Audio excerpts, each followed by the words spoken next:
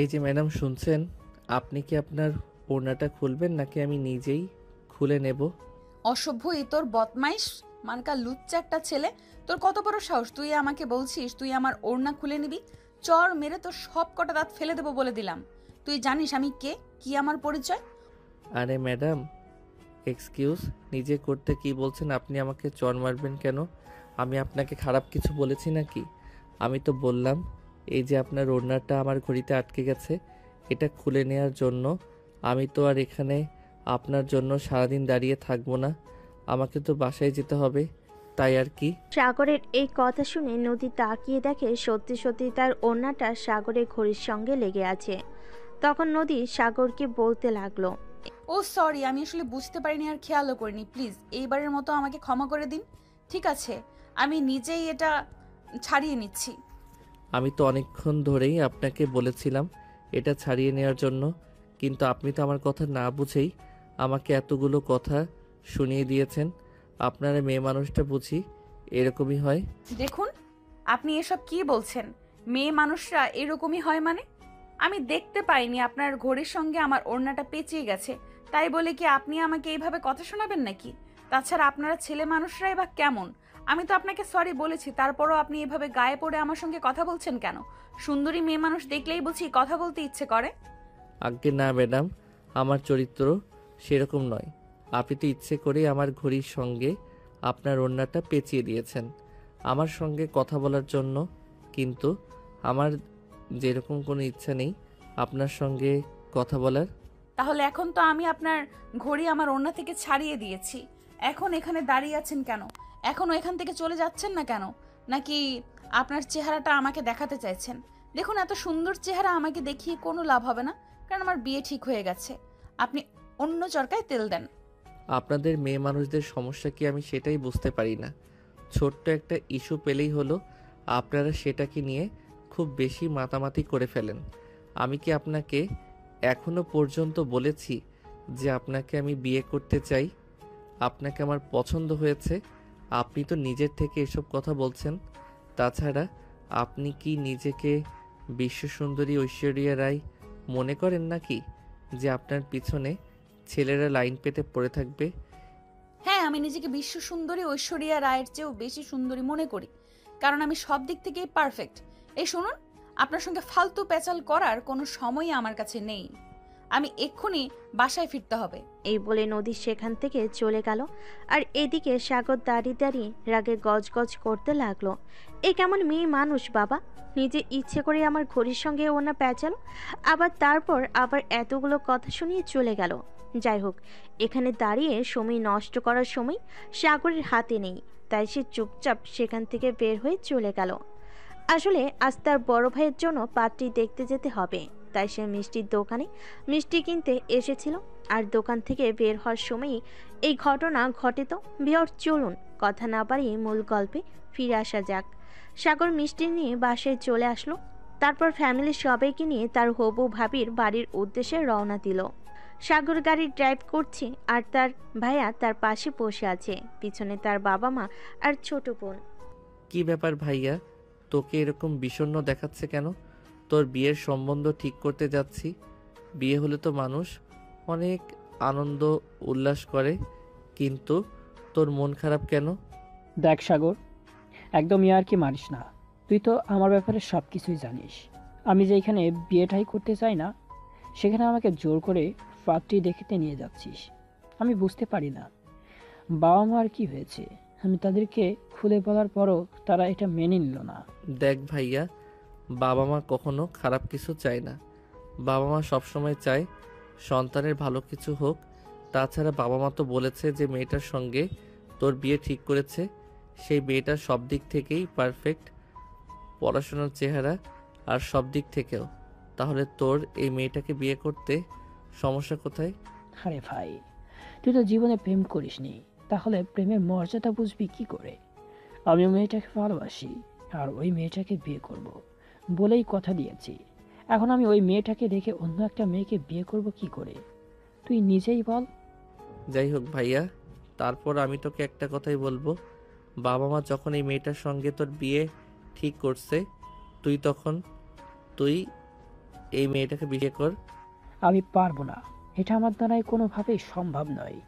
আমি ওই বাড়িতে গিয়ে সরাসরি সবার সামনে বলেই দিব আমি অন্য একটা মেয়েকে ভালোবাসি। আমি এই মেয়েটাকে কোনোভাবেই বিয়ে করতে পারবো না। ভাইয়া তোকে আমি রিকোয়েস্ট করে বলছি, তুই এরকম কিছুই করিস না। তুই তো খুব ভালো করেই জানিস বাবা প্রচণ্ড রাগী মানুষ। বাবা যদি একবার রেগে যায় তাহলে খুব খারাপ কিছু হয়ে যাবে। তুই এরকমটা কখনোই করিস না। কিন্তু মনে একজনের ভালোবাসা রেখে অন্য একজনের সঙ্গে সংসার করা আমার পক্ষে সম্ভব নয়। প্লিজ ভাই, তুই কিছু একটা ব্যবস্থা কর। এখানে আমি কি করতে পারি? তুই অযথাই আমাকে ঝামেলায় ফেলিস না। আমি আমার মতো ভালো আছি। এরপর সাগর আর কোনো কথা না বলে চুপচাপ গাড়ি চালাতে লাগলো। কিছুক্ষণের মধ্যেই তাদের গন্তব্যস্থলে এসে পৌঁছে গেল। তারপর সবাই মিলে গাড়ি থেকে নেমে বাড়ির ভিতরে চলে আসলো। একজন মধ্যবয়স্ক লোক ড্রয়িং রুমে বসে তাদের সঙ্গে গল্প করছে। তখনই সাগরের আব্বু ওই মধ্যবয়স্ক লোককে উদ্দেশ্য করে বলল, তা ভাই সাহেব, অনেকক্ষণ তো হলো আমরা এখানে এসেছি, এবার আপনার মেয়েকে ডেকে আনুন। আচ্ছা ঠিক আছে, আপনি বসুন, আমি আমার মেয়েকে ডেকে নিয়ে আসছি। এই বলে নদীর আব্বু সেখান থেকে উঠে সোজা নদীর রুমে চলে আসলো। নদী তখনও রেডি হচ্ছে। এটা দেখে নদীর আব্বু বলতে লাগলো, কি ব্যাপার মা, তুমি এখনো রেডি হওনি? পাত্রপক্ষ তো অনেকক্ষণ হলো চলে এসেছে, তাড়াতাড়ি রেডি হয়ে চলে আসো। এই তো আব্বু আসছি। অতঃপর নদীর আব্বু সেখান থেকে বের হয়ে ড্রয়িং রুমে চলে আসলো। তার ঠিক 5 মিনিট পর নদী সিঁড়ি দিয়ে নামছিল। আর তখনই হঠাৎ নদী আর সাগরের চোকাচুকি হয়ে গেল। সাগর তো একদম অবাক, এই মেয়েটা এখানে কি করছে। কিন্তু যাই হোক, সকালের ঘটে যাওয়া ঘটনাটা কোনোভাবেই এখানে তোলা যাবে না, তাহলে বিয়েটাই ভেঙে যাবে। সাগর কোনো কথা না বলে চুপচাপ মাথা নিচু করে বসে মোবাইল টিপছে। আর তখনই নদী এসে সবার সামনে বসলো। দেখা দেখির পর বসে আসলে নদীর আব্বু নিলয়কে উদ্দেশ্য করে বলল, দেখো বাবা, তোমাদের যদি আলাদা কথা বলার ইচ্ছা থাকে তাহলে তোমরা আলাদা কথা বলতে পারো। আর আমি আমার মেয়ের ব্যাপারে কনফিডেন্টলি বলতে পারি আমার মেয়ে কখনোই আমার সিদ্ধান্তের বাইরে যাবে না, কারণ মেয়েটাকে তো ছোটবেলা থেকে আমি আমার হাতে বড় করেছি। তাই আমার মেয়ের ব্যাপারে আমি যথেষ্ট কনফিডেন্সিয়াল। হ্যাঁ ভাই সাহেব, আপনি একদম ঠিক কথা বলেছেন। ওদের আলাদা কথা বলার কোনো প্রয়োজন নেই। আমার ছেলেরা আমার কথার একদম বাধ্য। আমি ওদেরকে যা বলবো ওরা তাই করবে। ওরা কখনোই আমার কথার বিরুদ্ধে গিয়ে কিছু করবে না। তাহলে তো আর কোনো সমস্যাই রইল না। কি ভাই সাহেব, এবার আমরা বিয়ের দিন তারিখ ফাইনাল করতে পারি?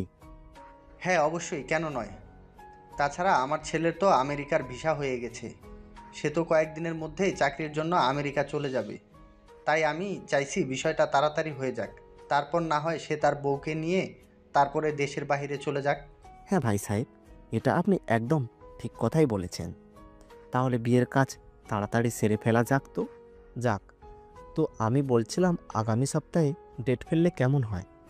হ্যাঁ, এটা একদম আপনি ঠিক কথা বলেছেন। তাহলে আগামী সপ্তাহে বিয়ের তারিখ ফাইনাল করা হলো, আর এর মধ্যে আমরা সব কিছুর ব্যবস্থা করে ফেলতে পারবো।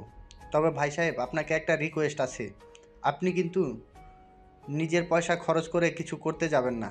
দেখুন, আল্লাহ পাক রাব্বুল আলামিন টাকা পয়সা অর্থ সম্পদ সব কিছু আমাকে মোটামুটি দিয়েছে, যেটা দিয়ে আমি চলে যেতে পারবো।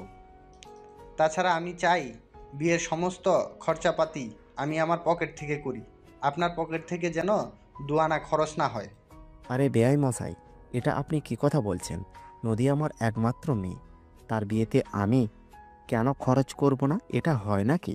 তার মা মরা মেয়ে, মেয়েটাকে ছোটবেলা থেকে আমি অনেক কষ্টে লালন পালন করে মানুষ করেছি। তাই আমি চাই আমার মেয়েটাকে সাধ্যমতো সাজিয়ে দিতে। দেখুন, আপনাকে তো আমি আগেই বললাম, আমি চাই না আমার পুত্রবধূ আপনার বাড়ি থেকে একটা সুতা পর্যন্ত নিয়ে যাক, কারণ আল্লাহ পাক আমাকে অনেক দিয়েছেন। আমি আমার পুত্রবধূকে সাজিয়ে গুছিয়ে নিতে পারবো। তাছাড়া আপনার একলা জীবন কাটাবে কি করে, আপনি সেই ব্যাপারে একটু চিন্তা ভাবনা করুন। আমার পুত্রবধূকে নিয়ে আপনার আর কোনো চিন্তা করতে হবে না। তারপর তাদের মধ্যে বেশ কিছুক্ষণ গল্প গুজব চলতে লাগলো। গল্প গুজব শেষ হলে খাওয়া দাওয়ার আয়োজন করা হয়। সবাই মিলে একসঙ্গে ডাইনিং টেবিলে বসে খাবার খাচ্ছিল। তখনই হঠাৎ সাগরের গলায় মাছের কাঁটা আটকে গেল। আর তখনই নদীর আপু সাগরকে বলতে লাগলো, বাবা, তুমি একটা কাজ করো, ওইদিকে বেসিন আছে, ওখানে গিয়ে তুমি তোমার গলার কাঁটাটা বের করার চেষ্টা করো। আচ্ছা আঙ্কেল, ঠিক আছে, আমি দেখছি। এই বলে সাগর খাবার টেবিলে উঠে বেসিনের কাছে চলে আসলো আর কুলি করতে লাগলো গলার কাঁটা বের করার জন্য। তখনই নদী সেখানে এসে দাঁড়ালো। সাগরের কানের কাছে মুখ নিয়ে বলতে লাগলো, এই ছেলে, তুমি এখানে কি করতে এসেছো? সেম প্রশ্নটা যদি আমি আপনাকে করি তাহলে কি উত্তর দেবেন? আমি না হয় আমার ভাইয়ের বিয়ের সম্বন্ধে করতে এসেছি, কিন্তু আপনি? তোমার সাহস দেখে আমি অবাক না হয়ে পারছি না। আমার বাড়িতে এসে তুমি আমাকে প্রশ্ন করছো বাড়িতে আমি কি করছি। এটা আমার বাড়ি, বুঝতে পেরেছো? সেটা তো আমিই দেখতে পাচ্ছি, আর আপনিও তো দেখতে পাচ্ছেন। আপনার যে ছেলেটার সঙ্গে বিয়ে হচ্ছে আমি তার একমাত্র আদরের ছোট ভাই। তো আমাকে এসব প্রশ্ন করা থেকে বিরত থাকলে সবচাইতে বেশি খুশি হব। আর হ্যাঁ, একটা কথা আপনাকে বলে দেই, আমাদের বাড়ির পুত্রবধূ হতে যাচ্ছেন, ভালো কথা। নিজের এসব দেমাগ কমিয়ে ফেলুন, কারণ এরকম অহংকারী মানুষদের আমরা খুব একটা পছন্দ করি না। আমরা চাই আমাদের বাড়িতে যে থাকবে সে আমাদের মতোই সহজ সরল আর সাধারণ কেউ হোক। কিন্তু আমি মোটেও সেরকম নই। আমি আমার মতোই। আমি কাউকে এতটাও প্রশ্রয় দিতে চাই না যে কেউ একজন মানুষ আমার মাথায় চড়ে বসুক। শুনুন, আপনি না বড্ড অহংকারী। আমার মনে হয় আপনি আমাদের বাড়িতে গিয়ে খুব বেশি দিন টিকতে পারবেন না, কারণ আমাদের বাড়িতে আবার অহংকারী মানুষদের খুব একটা পছন্দ করা হয় না। সেটা তো আপনি জানতেনই। সকালে যখন আপনার সঙ্গে দেখা হলো, কথা হলো, আপনি তো তখন এটা বুঝতে পেরেছিলেন। তাহলে এতক্ষণ যখন নিচে কথাবার্তা চললো তখন আপনি কিছু বললেন না কেন? আপনার কি মাথা খারাপ নাকি যে আমি এখানে কিছু বলতে যাব? কারণ আমি আমার ফ্যামিলির সবাই আমার আব্বুকে খুব ভয় পাই। আব্বুর কথা বলার উপরে কারোর কথা বলার কোনো সাহস নেই। তাই আমাদের আব্বু যেখানে কথা বলে আমরা সবাই সেখানে চুপচাপ থাকি, নীরব দর্শকের মতো। সবাই সব শোনায় আমাদের কাজ। তাই তাহলে তো আমারও বলতে হয় যে আমি আমার বাবার একমাত্র বাধ্য মেয়ে। আমার বাবা ঠিক করেছিল তার পছন্দ মতো আমাকে বিয়ে দিবে, তাই বাবার পছন্দ করা ছেলেকে বিয়ে করছি। এখানে তো আমার আপত্তি রেখে কোনো লাভ নেই। তাছাড়া আমার মা মারা যাওয়ার পর আমার বাবার আমার কথা চিন্তা করে সংসার করেননি, তাই বাবার কথা ফেলে দেওয়া আমার পক্ষে সম্ভব নয়। যদি বাবার কথা এতই মেনে চলেন তাহলে বাবার কথা রক্ষার জন্য আমার মনে হয় আপনার নিজেকে একটু পরিবর্তন করা উচিত। আমি এখন আসি। এখানে আপনার সঙ্গে দাঁড়িয়ে এতক্ষণ কথা বলছি, এটা আবার আমাদের বাড়ির কেউ দেখে ফেললে সমস্যা হতে পারে। সবাই ভাববে বিয়ের আগে আমি বিয়ে ভাঙানি করছি। এই বলে নদীকে আর কোনো কথা বলার সুযোগ না দিয়ে সাগর সেখান থেকে চলে গেল। এরপর চলে গেল দুদিন। সেদিন দুপুরবেলা সাগরের আব্বু সাগরকে নিজের রুমে ডেকে নিলেন আর বললেন, সাগর, তুমি তোমার ভার্সিটি থেকে কিছুদিনের ছুটি নিয়ে নাও। তুমি তো জানো তোমার ভাইয়ের বিয়ের সম্বন্ধ ঠিক হয়েছে। এই সপ্তাহে তোমার ভাইয়ের বিয়ে, তাই বাড়িতে অনেক কাজকর্ম আছে যেগুলোর দেখাশোনা তোমাকেই করতে হবে। আচ্ছা আব্বু, ঠিক আছে, কোনো সমস্যা নেই। আমি সব কিছু সামলে নিতে পারবো, তোমার চিন্তার কোনো কারণ নেই। তাছাড়া আমার বন্ধু বান্ধবরা তো আছে, ওদেরকে নিয়ে আমি সব কিছু ঠিক সামলে নেব। হ্যাঁ, সেটা ঠিক আছে। আরেকটা কথা, তুমি কিন্তু তোমার সব বন্ধু বান্ধবকে আমার পক্ষ থেকে দাওয়াত দিয়ে দিবে। হাজার হোক আমার বড় ছেলের বিয়ে বলে কথা, আমি চাই বিয়েতে সবাই আনন্দ করুক। হ্যাঁ আব্বু, এটা তুমি একদম ঠিক কথাই বলেছ। আমরা সবাই ভাইয়ের বিয়েতে অনেক আনন্দ করব। ভাইয়া, আমি না একটা অঙ্ক সলভ করতে পারছি না। দিদি, আমাকে একটু এটা করে দেবে? আচ্ছা ঠিক আছে, আমি করে দেব। তুই তোর রুমে যা, আমি একটু পরেই আসছি। আচ্ছা ঠিক আছে, তুই কিন্তু তাড়াতাড়ি আসবি, আমি তোর জন্য অপেক্ষা করছি। তারপর সাগর তার বাবার সঙ্গে আরও বেশ কিছুক্ষণ কথা বলে তিশার রুমে চলে আসলো। সাগর তিশার রুমে চলে আসা মাত্রই তিশার সঙ্গে সঙ্গে তার রুমের দরজাটা বন্ধ করে দিলে এটা দেখে সাগর অনেকটাই চমকে গিয়ে বলতে লাগলো, কি ব্যাপার তিশা, কি হয়েছে? আমি তো কিছুই বুঝতে পারছি না। তুই রুমের দরজা কেন বন্ধ করলি? কোনো সমস্যা আছে নাকি? কোনো সমস্যা নেই, তবে ভাইয়া তোকে একটা কথা জিজ্ঞেস করার আছে। সেদিন যখন আমরা সবাই খাবার খাচ্ছিলাম, তোর গলায় মাছের কাঁটা আটকে গেল, আর তখন তুই বেসিনে গিয়েছিলি কুলি করার জন্য। তখন দেখলাম আমাদের হবু ভাবি তোর সঙ্গে বেশ কিছুক্ষণ কথা বললো। কি ব্যাপারে কথা বললো রে? কেন, কোনো সমস্যা হয়েছে নাকি? না, আমার কেন জানি মনে হয় তুই ভাবিকে আগে থেকেই চিনিস সেই রকমই। তাদের কথাবার্তা দেখে বোঝা যাচ্ছিল। অন্য কেউ সেটা খেয়াল না করলেও আমি খেয়াল করেছিলাম। এবার তুই আমাকে সত্যটা বল। দেখ, তুই আমার একমাত্র আদরের ছোট বোন। তোর সঙ্গে মিথ্যা কথা বলার মতো কোনো প্রশ্নই ওঠে না। আসলে যেদিন আমরা ভাবিদের বাড়িতে গিয়েছিলাম বিয়ের সম্বন্ধ ঠিক করার জন্য, সেদিন সকালবেলা আমি মিষ্টি কিনতে গিয়েছিলাম, এটা তো তুই জানিস। আর সেখানেই ভাবির সঙ্গে দেখা হয়েছিল, আর ছোট্ট একটা ঝামেলা নিয়ে একটু কথা কাটাকাটিও হয়েছিল, তাই আর কি, এর বেশি কিছুই না। কিন্তু ভাইয়া, আমি একটা ব্যাপার লক্ষ্য করছি। বড় ভাইয়া কিন্তু এই বিয়েতে একদম রাজি নয়। সে কনস্ট্যান্টলি তার গার্লফ্রেন্ডের সঙ্গে কথা বলে যাচ্ছে। আমার মনে হয় তার মনে মনে কিছু একটা চলছে। আমার কিন্তু বিষয়টা ঠিক সুবিধার লাগছে না। তুই একদম কোনো চিন্তা করিস না, ভাইয়া উল্টাপাল্টা কোনো কাজই করবে না, কারণ আমরা সবাই তো বাবাকে চিনি। বাবা প্রচণ্ড রাগী মানুষ। ভাইয়া যদি এমন কিছু করে তাহলে কিন্তু এটা বাবা সহ্য করবে না। তাছাড়া ভাইয়া বাবাকে ভয় পায় না এমনটা কিন্তু নয়। কিন্তু তুই তো জানিস ভাইয়া একটা মেয়েকে পছন্দ করে। এই মেয়েটার সঙ্গে ভাইয়া প্রায় 4 বছরের রিলেশন। কিন্তু বাবা মেনে না নয়, বাবা এটা বিয়ের সম্বন্ধ ঠিক করেছে। এখন কি হবে এটা তো ভেবে পাচ্ছি না। আচ্ছা ঠিক আছে, তুই এই ব্যাপারে চিন্তা করিস না।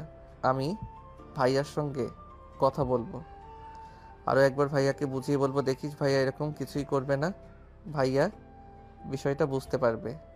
আচ্ছা ঠিক আছে, কিন্তু তারপরও আমার খুব ভয় লাগছে। ভয় পাওয়ার কোনো কারণ নেই, ভাইয়া উল্টাপাল্টা কিছুই করবে না, তুই নিশ্চিন্তে থাক। এই বলে সাগর তিশার সঙ্গে কথা বলে শেষ করে তিশার রুম থেকে বের হয়ে চলে আসলো। এরপর সেদিন বিকেলবেলা নিলয় ছাদে বসে তার গার্লফ্রেন্ডের সঙ্গে কথা বলছিল। তখনই সাগর সেখানে এসে উপস্থিত হয়। সাগরকে দেখে নিলয় ফোনটা কেটে দিল, আর তখন সাগর একটা চেয়ার টেনে নিলয়ের সামনাসামনি বসলো আর বলতে লাগলো, দেখ ভাইয়া, আমার মনে হয় তুই যেটা করছিস সেটা একদমই ঠিক করছিস না। তুই তো আব্বুকে খুব ভালো করে চিনিস, এটা কিন্তু আব্বু একদম বরদাস্ত করবে না। আব্বু যদি বরখাস্ত করতে না পারে তাহলে আমার কি করার আছে? যেখানে আব্বু আমার কথা চিন্তাই করবে না, সেখানে আমি কেন আব্বুর কথা চিন্তা করব? আমি তো আব্বুকে বলেইছিলাম যে আমি অদিতিকে ভালোবাসি। অদিতি ছাড়া অন্য কাউকে বিয়ে করার আমার পক্ষে সম্ভব নয়। কিন্তু আব্বু তো আমার কথা মানলই না, উল্টে আমাকে অন্য মেয়ের সঙ্গে বিয়ে দেওয়ার চিন্তা করেছে। দেখ, বিয়ের সম্বন্ধ ঠিক করার আগে তোর আব্বুকে আরও ভালো করে বুঝিয়ে বলা দরকার ছিল, কিন্তু এখন যখন সব কিছু ঠিক হয়ে গেছে তাই আমি তোকে রিকোয়েস্ট করে বলছি তুই এরকম করিস না। ভাইয়া প্লিজ, তোকে রিকোয়েস্ট করে বলছি, তুই অদিতির সঙ্গে কথা বলা বন্ধ করে দে। এটা কোনোভাবেই সম্ভব নয়। আমাদের দুজনের এতদিনের সম্পর্ক দুজন দুজনকে ছাড়া বেঁচে থাকতে পারবো না। তার মানে তুই আমরা যাই বলি না কেন সেই কথা কোনোভাবেই শুনবি না? তুই যেটা ঠিক করেছিস সেটাই করবি, কিন্তু আব্বু যদি জানতে পারে তাহলে কি হবে সেটা তুই ভেবে দেখ। আরে ভাই, আমাকে এত জ্ঞান দিস না। এত জ্ঞান দেওয়ার কোনো প্রয়োজন নেই। আব্বু জানতে পারলে কি করবে? আমাকে বাড়ি থেকে বের করে দিবে। তাহলে তাই করুক। তাছাড়া এমনিতেও তো আমি আর ওই বাড়িতে বেশি দিন থাকবো না, কারণ আমার আমেরিকার ভিসা হয়ে গেছে। আমি কিছুদিনের মধ্যেই আমেরিকায় চলে যাব। তাহলে আর এত চিন্তা কিসের আমার? সাগর তখন বুঝতে পারলো নিলয়ের সঙ্গে কথা বলতে তার কোনো লাভ হবে না, তাই সে নিলয়ের কাছ থেকে নিচে চলে আসলো। তখনই তিশা তার পথ আগলে দাঁড়ালো আর বলতে লাগলো, কিরে ভাইয়া, তোকে বলছিলাম না বড় ভাই মনে মনে কিছু একটা ভাবছে? বড় ভাইয়াকে এটা থেকে আটকানো উচিত। আব্বু এগুলো একদম বরখাস্ত করবে না। আব্বু কিন্তু এগুলো শুনতে পেলে প্রচন্ড রেগে যাবে। চিন্তা করিস না, আমি আম্মুর সঙ্গে কথা বলে দেখি কিছু করা যায় কি না।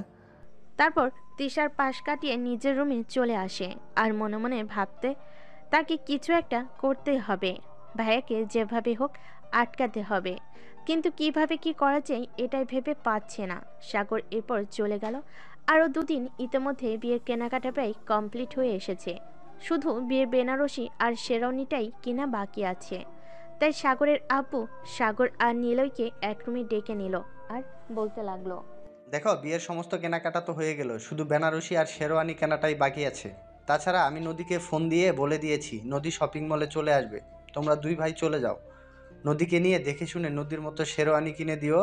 আর জুয়েলারির দোকানে বলা আছে ওখান থেকে নদীর পছন্দ মতো সব গয়না কিনে দিবে। ও যা যা কিনতে চায় সব কিছু কিনে দিবে। এই নাও আমার ক্রেডিট কার্ড, টাকা পয়সা নিয়ে কোনো চিন্তা করবে না। আচ্ছা ঠিক আছে, সমস্যা নেই, আমি সব কিনে দেব। আব্বু, আমিও যাব ভাইদের সঙ্গে, আমারও কিছু কেনাকাটা লাগবে। তাহলে এখনো এখানে দাঁড়িয়ে আছিস কেন? এখনো যাচ্ছিস না কেন? আমি তো বললাম বিয়েতে সবার পছন্দ মতোই সব কিছু কিনে দেওয়া হবে, তাহলে তুই এখানে বসে আছিস কেন? তাড়াতাড়ি রেডি হয়ে চলে যা। ঠিক আছে আব্বু, thank you so much, you are so great আব্বু। আচ্ছা ঠিক আছে, এখন আর আমাকে পাম দিতে হবে না, তাড়াতাড়ি চলে যা, তা না হলে আবার দেরি হয়ে যাবে, ওইদিকে নদী এসে বসে থাকবে। অতঃপর কেউ আর কোনো কথা না বলে চুপচাপ নিজেদের রুমে চলে গেল আর তৈরি হয়ে নিল। তারপর সবাই মিলে শপিং মলের উদ্দেশ্যে রওনা দিল। সাগর গাড়ি ড্রাইভ করছে আর তিশা দুজনেই পিছনে বসে আছে। আর সাগর নিলয়কে উদ্দেশ্য করে বলল, তাহলে ভাইয়া, এবার তো তুই সব চিন্তা ভাবনা বাদ দিয়ে দিয়েছিস, তাই না? হ্যাঁ, এখন তো আমার করা ছাড়া কোনো উপায়ই নেই। যখন তোর কেউ আমার আদিতিকে মেনে নিবে না, তাহলে কেন আমি ওই আদিতিকে বিয়ে করে ওর জীবনটা নষ্ট করতে যাব? যাই হোক, তোদের বাড়িতে ভালোই, তোরা যখন চাস না আমি অদিতিকে বিয়ে করি, তাহলে আমি অদিতিকেই বিয়ে করব না। হ্যাঁ ভাইয়া, ঠিক আছে, তুই একদম সঠিক সিদ্ধান্ত নিয়েছিস। তুই তো জানিস আব্বুর ব্যাপারে, আব্বু যখন মেনে নিবে না তখনই সম্পর্কটার কোনো প্রয়োজন নেই। তাছাড়া যার সঙ্গে তোর বিয়ে হচ্ছে সে তো আর কোনো দিক থেকেই কম নয়, সব দিক থেকেই পারফেক্ট। তাই আমার মনে হয় আব্বুর সিদ্ধান্তই মেনে নেওয়া দরকার, তাই সবচেয়ে ভালো। হ্যাঁ ভাইয়া, তুই একদম ঠিক কথাই বলেছিস। অদিতির চাইতে নদী আপু কিন্তু কোনো দিক থেকেই কম নয়। তাই আমার মনে হয় তুই এখন যে সিদ্ধান্তটা নিয়েছিস এটাই সবচেয়ে ভালো। কারণ বাবা মা কখনোই সন্তানের খারাপ কিছু চায় না। বাবা মা যা করে সন্তানের ভালোর জন্যই করে। এরপর সবাই শপিং মলে চলে আসলো। সারা শপিং মল ঘুরে ঘুরে সবার পছন্দ মতোই সব কিছু কিনে নেওয়া হলো। কিন্তু সাগরের মনে একটা বিষয় খুবই চিন্তা লাগছে। নিলয় কি সত্যি সত্যি এই বিয়েটা মেনে নিয়েছে, নাকি শুধুমাত্র এটা লোক দেখানো করছে? তার মনে মনে অন্য কোনো প্ল্যান ঘুরছে, এটা সাগর বুঝতে পারছে না। খাবার খাওয়ার জন্য খাওয়া দাওয়া শেষ হলে নিলয় বলল, সাগর, তুই একটা কাজ কর, তুই নদীকে তাদের বাসায় পৌঁছে দিয়ে আয়। আমার একটা কাজ আছে, আমাকে এক্ষুনি একবার অফিসে যেতে হবে। আরে এটা তুই কি বলছিস বউ? তোর বাসায় পৌঁছে দেওয়ার দায়িত্ব তোর, তাহলে আমি কেন যাব? তুই তোর বউকে তোর শ্বশুরবাড়িতে পৌঁছে দিয়ে আয়, আমি যেতে পারবো না। আরে ভাই, আমার এভাবে কেন কথা বলছিস? নদী তোর ভাবি হয়, তাড়াতাড়ি। আমি তো বললাম আমার অফিসে একটা কাজ আছে, এক্ষুনি একবার আমাকে একটু অফিসে যেতে হবে, তাই আমি যেতে পারবো না। প্লিজ ভাই, আমার না করিস না। আচ্ছা ঠিক আছে ভাইয়া, তুই ভাবিকে একটু বাসায় দিয়ে আয়। বড় ভাইয়া তো বললো তার একটা কাজ আছে, সে কাজটা সেরে তারপর না হয় বাসায় আসুক। হ্যাঁ সাগর, তাই তো, তুমি আমাকে বাসায় পৌঁছে দিয়ে আসো। তোমার ভাইয়ার যখন কাজ আছে তখন তোমার ভাই আর তোমার কোনো প্রয়োজন নেই। তাছাড়া বিয়ের পরে তো আমার সব কাজ তোমার ভাইকেই করে দিতে হবে। এখন না হয় তুমি একটু করো, তাতে সমস্যা কি? সাগর তখন কোনো উপায়ান্তর না পেয়ে নদীকে তার বাসায় পৌঁছে দেওয়ার দায়িত্ব নিল আর গাড়িতে উঠে বসলো। নদী চুপচাপ বসে আছে আর এদিকে সাগর গাড়ি চালাচ্ছে। তখনই হঠাৎ সাগর বলে উঠল, দেখো, এখন তো তুমি আমার ভাবি হতে চলেছো, তাই আমি তোমাকে কোনো প্রশ্ন করতেই পারি, ইফ ইউ ডোন্ট মাইন্ড। অবশ্যই তোমার লিমিটের মধ্যে প্রশ্ন করবে, তাহলে আমি উত্তর দেবার চেষ্টা করব। কিন্তু তুমি কখনোই তোমার লিমিটের বাইরে গিয়ে আমাকে কোনো প্রশ্ন করবে না যেটার উত্তর আমি তোমাকে দিতে পারবো না। অবশ্যই, আমি কেন আমার লিমিটের বাইরে গিয়ে তোমাকে কোনো প্রশ্ন করব? আমি আমার লিমিটের মধ্যেই তোমাকে প্রশ্ন করব। আচ্ছা, তুমি আমায় ছোট্ট করে একটা কথা বলো, তুমি কি কখনো কাউকে ভালোবেসেছো? ভালোবাসা আর আমি, প্রেম ভালোবাসা কখনোই আমার জীবনে সেভাবে আসেনি। আর প্রেম করার মতো সময়টাও আমি পাইনি। যতদিন পড়াশোনা করেছি ততদিন শুধু পড়াশোনা নিয়ে ব্যস্ত থেকেছি। আর এখন তো জানো, ছোট একটা চাকরি করছি, অফিসে প্রচুর কাজের চাপ, তাই প্রেম করার মতো সময় তো আমার কখনোই হয়ে ওঠেনি। ও আচ্ছা, তাহলে তো ভালোই। তাহলে তো বলাই চলে যে আমার ভাইয়া বিয়ের পর একটা ইনটেক জিনিস পাবে। মানে তুমি কি বলতে চাইছো? আমি তো কিছুই বুঝতে পারছি না, একটু খুলে বলবে কি? না মানে আসলে আমি তোমাকে এটাই বলতে চাইলাম আর এটাই বোঝাতে চাইলাম যে দেখো, এই যুগের মেয়েরা প্রেম করলেই ফিজিক্যাল রিলেশন, তাই সবচাইতে বেশি গুরুত্বপূর্ণ হয়ে দাঁড়ায়। ছেলেরা এরকম মেয়েদেরকে ফোর্স করতে থাকে যে ফিজিক্যাল রিলেশন না করলে ওদের সঙ্গে আর ছেলেরা রিলেশন কন্টিনিউ করবে না। তখন মেয়েরা বাধ্য হয়ে ফিজিক্যাল রিলেশন করে। আর তুমি যখন কখনো প্রেমই করনি, তাহলে তো এসব নিয়ে চিন্তা নেই। হ্যাঁ, সেটা তুমি একদম ঠিক কথাই বলেছো। এই যুগে প্রেম করতে হলে ফিজিক্যাল রিলেশনটাই সবার আগে, কারণ এই যুগের ছেলেরা তো আবার মেয়েদের শরীর ছাড়া কিছু বোঝে না। হ্যাঁ সেটাই, কিন্তু আমি এটাই বুঝতে পারি না ছেলেরা মেয়েদের শরীরে কী পায়। তাছাড়া যে মেয়েটার প্রতি তারা আসক্ত, সেই মেয়েটাকে বিয়ে করে নিলেই তো পারে, কিন্তু বিয়ের আগে এসব করে কেন মেয়েটাকে কলঙ্কিত করে? এখানে শুধু ছেলেদের দোষ দিলে ভুল হবে, কারণ এতে মেয়েদেরও দোষ আছে। একটা মেয়ে যদি ছেলেকে ক্রস হয় না রে, তাহলে ছেলেটা কখনোই মেয়েটার এত কাছে আসতে পারে না। আচ্ছা বাদ দাও সেসব কথা। এই যে আমরা তোমার বাসার সামনে চলে এসেছি, এখন তুমি বাসায় যাও, আমিও আমার বাসায় চলে যাই। আচ্ছা ঠিক আছে, কিন্তু এইভাবে বাসার সামনে এসে চলে যাওয়াটা ঠিক হলো না। অন্তত এক কাপ চা খেয়ে যেতে পারতে। না সেটা আর প্রয়োজন নেই, কিছুদিন পর তো এমনিতেই কয়দিন পর পর তোমাদের বাড়িতে আসতে হবে, তখন তো চা বিস্কিট সবই খেতে হবে। তাহলে এখন আর কেন খরচা করাবো? ভালো থেকো, আসি তাহলে, আল্লাহ হাফেজ। এই বলে সাগর নদীকে নামিয়ে দিয়ে তারপর বাসায় চলে আসলো। এরপর কেটে গেল আরও 2 দিন। ইতিমধ্যে গায়ে হলুদ আর মেহেদি পর্ব শেষ হয়ে গেছে। আজ বিয়ের দিন। বাড়িতে সবাই অনেক আনন্দ করছে, সবাই যার যার মতো করে সাজুগুজু করছে। এদিকে ঝামেলাটা বেঁধে গেল বরযাত্রী নিয়ে বের হওয়ার সময়। তিশা এসে তার বাবাকে জানালো, বাবা, ভাইয়া কোথায়? ভাইয়াকে কোথাও খুঁজে পাচ্ছি না। সেই অনেকক্ষণ হলো শেরওয়ানিটা ভাইয়ার এই রুমে রেখে এসেছি, কিন্তু ভাইয়াকে কোথাও খুঁজে পাওয়া যাচ্ছে না। শেরওয়ানিটা বিছানার উপরই পড়ে আছে। কি বলছিস তুই? তোর মাথা ঠিক আছে তো? এইসব পাগলের মতো কথা বলছিস কেন? হয়তো বাসায় কোথাও আছে, তাড়াতাড়ি খুঁজে দেখ। আব্বু, আমার মাথা একদম ঠিক আছে। আমি সারা বাড়িতে খুঁজে দেখছি, ছাদেও দেখেছি, বাগানেও দেখেছি, কিন্তু কোথাও ভাইয়াকে খুঁজে পাওয়া যাচ্ছে না। ভাইয়ার নাম্বারে অনেকবার কল দিয়েছি, কিন্তু ফোন সুইচ অফ বলছে। আমি কিছুই ভেবে পাচ্ছি না ভাইয়া কোথায় গেছে। তুমি একবার আসো না আমার সঙ্গে, দেখবে। আচ্ছা ঠিক আছে, চল আমার সঙ্গে। এই বলে সাগরের আব্বু আর তিশা সারা বাড়ি তন্ন তন্ন করে খুঁজলো, কোথাও বাদ রাখলো না, কিন্তু নিলয়কে কোথাও খুঁজে পেল না। তখনই সাগরের আব্বু সাগরকে ডাকতে লাগলো, এই সাগর, সাগর কোথায় তুই? তাড়াতাড়ি একবার এদিকে আয়। নিলয়কে কোথাও খুঁজে পাওয়া যাচ্ছে না, তার ফোন সুইচ অফ বলতেছে, বুঝতে পারতেছি না কি হচ্ছে। এদিকে কিছুক্ষণ পর বরযাত্রী নিয়ে রওনা দিতে হবে। এদিকে সব আয়োজন ওইদিকে সব আয়োজন কমপ্লিট হয়ে গেছে। এখন ছেলেটা কোথায় গেল কিছু বুঝতে পারছি না। এখন আবার ভাইয়া কোথায় গেল এটাই তো বুঝতে পারছি না।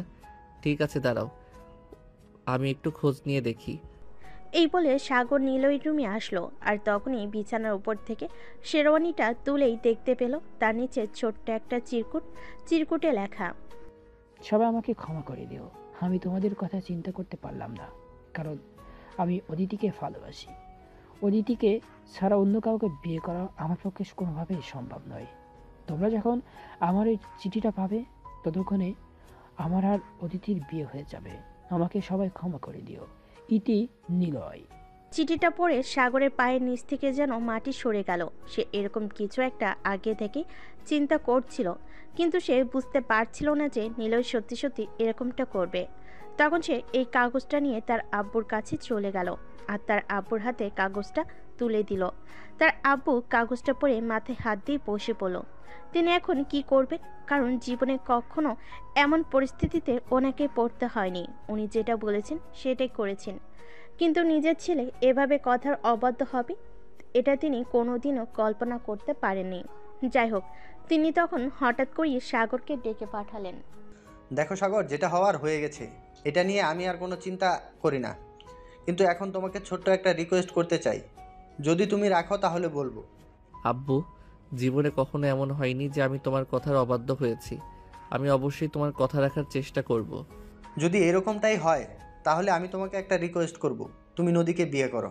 কারণ কি জানো, আমি খুব ভালো করেই জানি একটা মেয়ে ঠিক হওয়া বিয়ে যখন ভেঙে যায় তখন মেয়েটির মানসিক অবস্থা কেমন হয়। তাছাড়া তুমি তো খুব ভালো করেই জানো আজ নদীদের বাড়িতে কতগুলো মেহমান আছে। সবার সামনে যদি নদীকে অপমানিত হতে হয় তাহলে হয়তো নদীর মরে যাওয়া ছাড়া আর কোনো উপায় থাকবে না। কিন্তু আমি চাই না এরকমটা হোক। কিন্তু আব্বু, নদী কোনোভাবেই আমাকে মেনে নিতে পারবে না, কারণ তার বিয়ে ঠিক হয়েছিল আমার বড় ভাইয়ের সঙ্গে। সে পছন্দ করেছিল আমার বড় ভাইকে, আর সেখানে সে আমাকে স্বামী হিসেবে আমার মনে হয় না কোনোদিনও মেনে নিবে। নদী মেনে নিবে কি নিবে না সেটা তুমি আমার উপরে ছেড়ে দাও।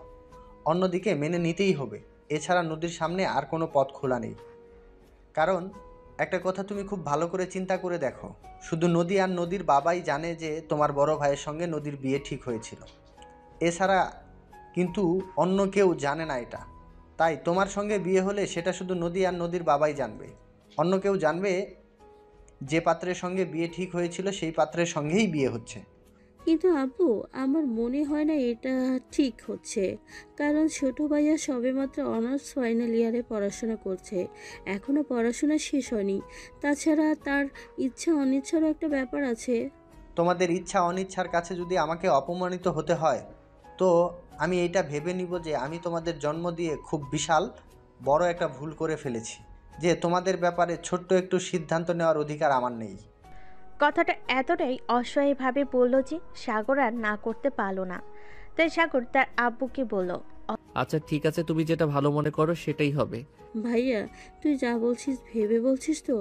আমার মনে হয় তুই হুট করে কিছু বলে ফেলেছিস। আমি তোকে রিকোয়েস্ট করে বলছি, প্লিজ একটু চিন্তা ভাবনা করে পুরোটা জীবনের ব্যাপার এটা। জীবনটা পুতুল খেলা নয় যে আজ খেললাম কাল ফেলে দিলাম। দেখো ভাইয়া, ওদিকে ভালোবাসে তাই সে বাড়ি ছেড়ে চলে গেছে, কিন্তু আমার লাইফে সেরকম নেই।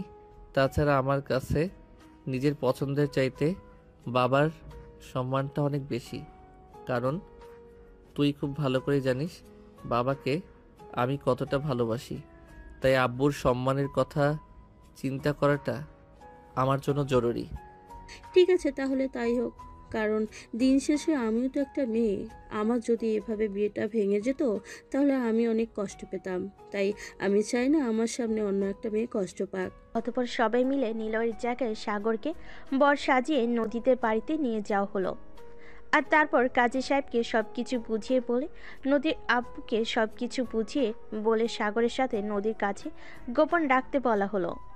নদীর আব্বুকে সবকিছু বুঝিয়ে বলে সাগরের কথাটা নদীর কাছে গোপন রাখতে বলা হলো। অতঃপর সবকিছু গোপন রেখে সাগরের সঙ্গে নদীর বিয়েটা হয়ে গেল। আর তারপর নদীকে সাগরদের বাড়িতে নিয়ে আসা হলো।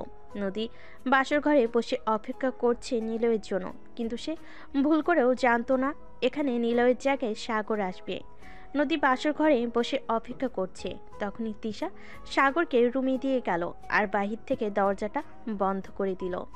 সাগর রুমে এসে পাগড়িটা রেখে আলমারি থেকে পাঞ্জাবি বের করে সেটা নিয়ে ওয়াশরুমে চলে গেল। নদী তখনও তার দিকে ফিরে তাকায়নি। সাগর শেরওয়ানিটা খুলে একটা পাঞ্জাবি পরে নদীর পাশে এসে বসলো। তখনই সেই নদীকে বলতে লাগলো, আই এম সরি নদী, সব কিছুর জন্য সরি, কিন্তু এটা করা ছাড়া অন্য কোনো উপায় ছিল না। আমি চাইনি তোমাকে এবং তোমার বাবাকে সমাজের মানুষের সামনে অপমানিত হতে হোক। কথাটা শুনে নদী চোখ তুলে তাকালো সাগরের দিকে। আর বাসর ঘরে নিলয়ের জায়গায় সাগরকে দেখতে পেয়ে সে একদম চিৎকার করে উঠল, কি ব্যাপার সাগর, তুমি এখানে বড় ভাইয়ের বাসর ঘরে আসতে তোমার একটুও লজ্জা করছে না? সরি নদী, তুমি আমাকে ভুল বুঝতেছো, সেরকম কিছুই না। তোমার আমার সঙ্গে বিয়ে হয়েছে, তুমি প্লিজ মাথাটা ঠান্ডা করো আর আমাকে বিষয়টা বুঝিয়ে বলতে দাও। তুমি আমাকে কি বুঝিয়ে বলবে, আমি তো সেটাই ভেবে পাচ্ছি না। কিন্তু তুমি এখানে কি করছো? এখানে তো তোমার ভাইয়ের থাকার কথা। তোমার ভাইয়া কোথায়? তোমার ভাইয়াকে এখনই ডেকে নিয়ে আসো।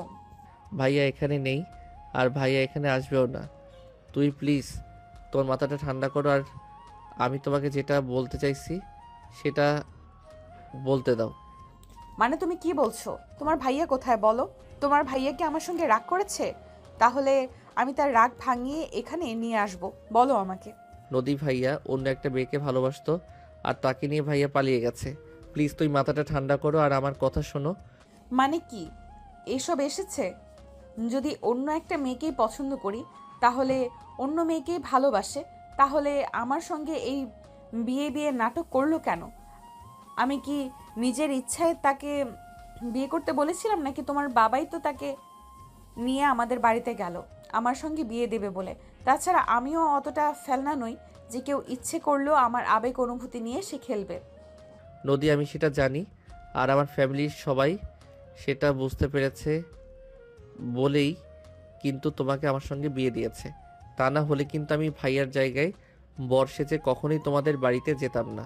তাছাড়া তুমি একটাবার চিন্তা করে দেখো, তোমার ভাইয়ার সঙ্গে বিয়ে ঠিক হয়েছে সেটা কিন্তু শুধু তুমি আর তোমার বাবা জানতে, অন্য কেউ জানতো না।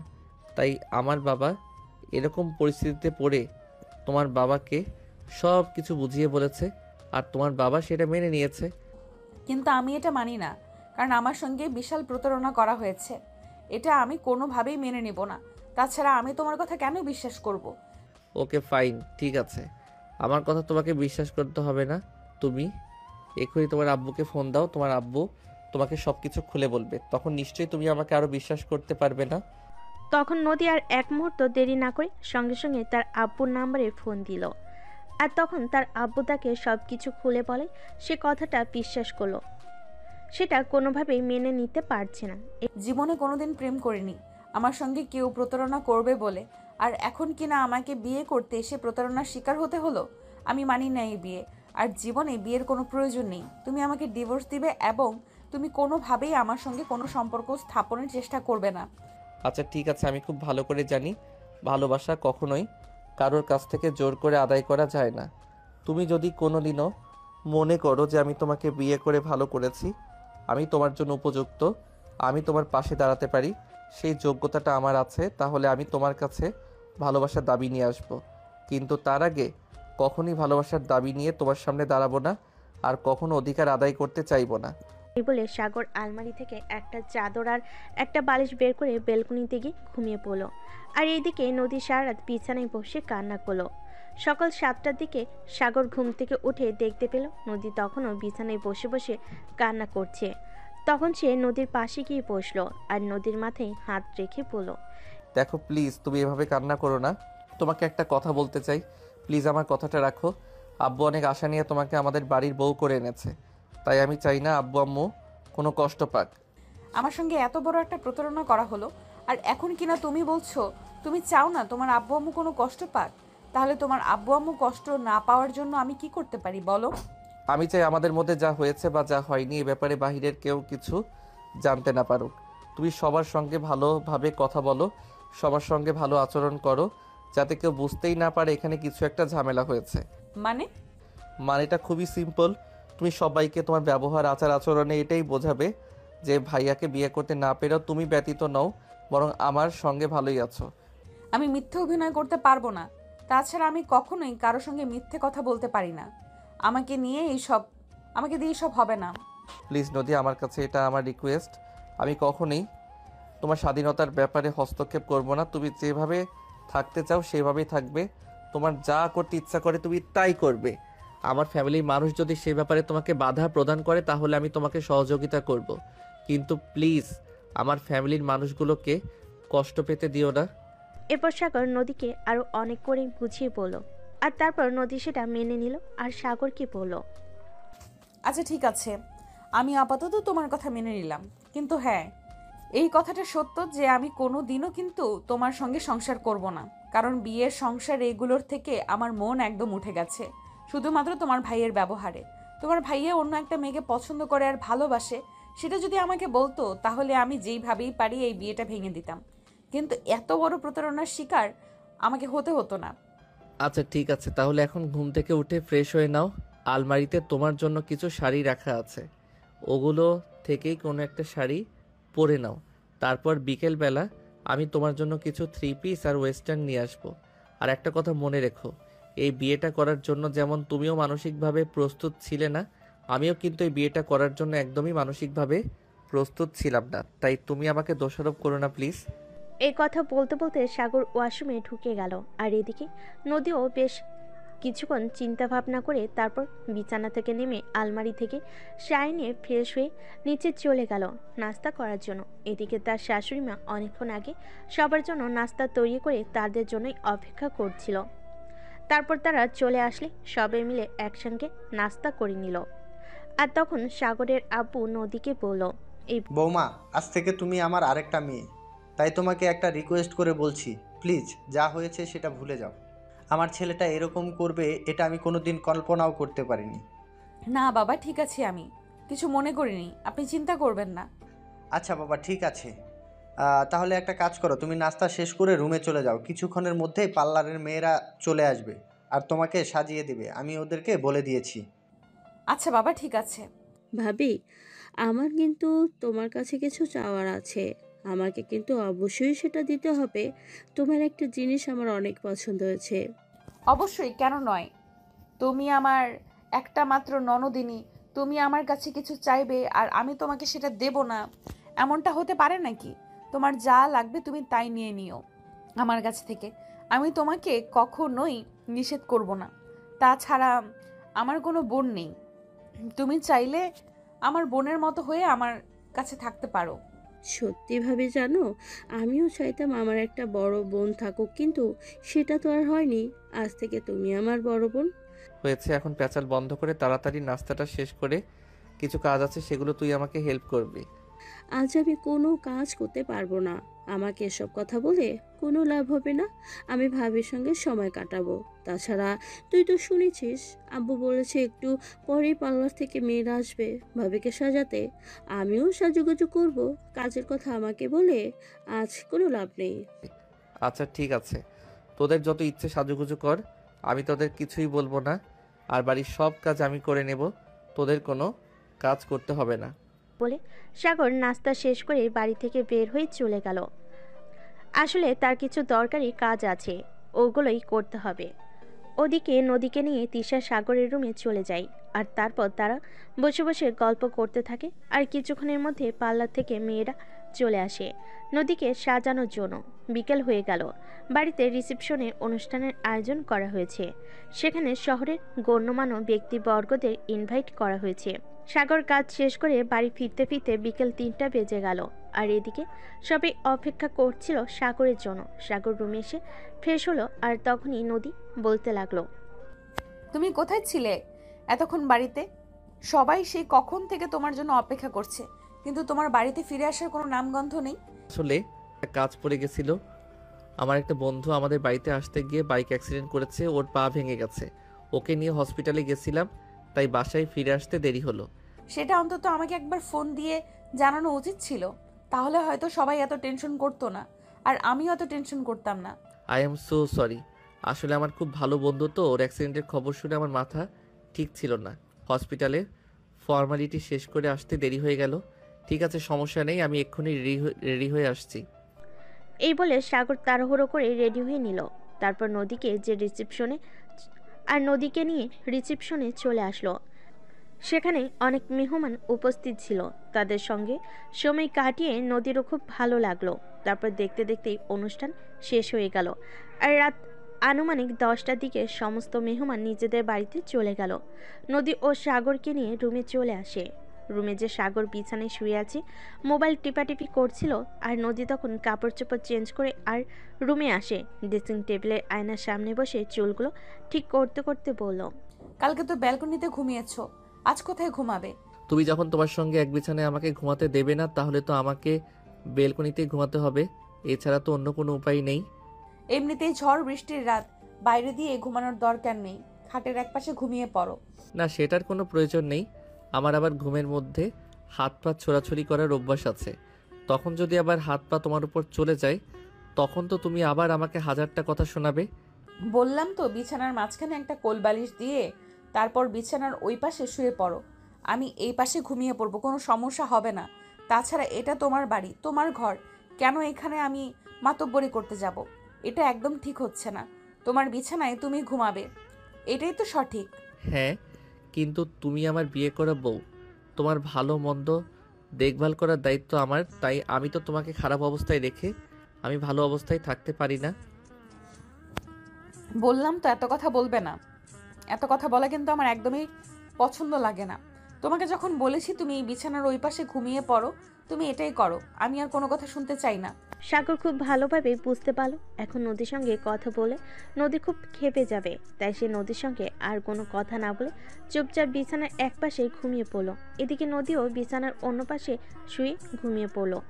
এভাবে কাটছিল তাদের দিনগুলো। দেখতে দেখতে এক সপ্তাহ সময় কেটে গেল। সেদিন হঠাৎই নদী সাগরকে বলল, দেখো, তুমি খুব ভালো করেই জানতে আমি ছোট্ট একটা চাকরি করতাম। আমি চাই সেটা এখনো কন্টিনিউ করতে।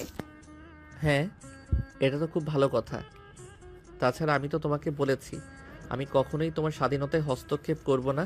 তোমার যেটা করতে মন চাইবে তুমি সেটাই করবে। আমি কখনোই কোনো ব্যাপারে তোমায় বাধা দেব না। হ্যাঁ, সেটা না হয় বুঝলাম, কিন্তু তোমার ফ্যামিলির মানুষজন ওরা কিভাবে নিবে আমি এটাই বুঝতে পারছি না। কারণ তোমার বাবার তো টাকা পয়সা মাশাল্লাহ কোনো দিক থেকেই কম নেই।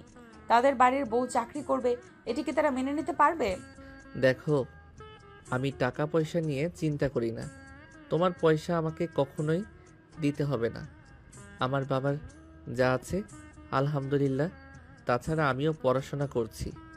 পড়াশোনা শেষ করে কিছু একটা করব, কিন্তু আমি কখনোই তোমার স্বাধীনতায় হস্তক্ষেপ করতে চাই না।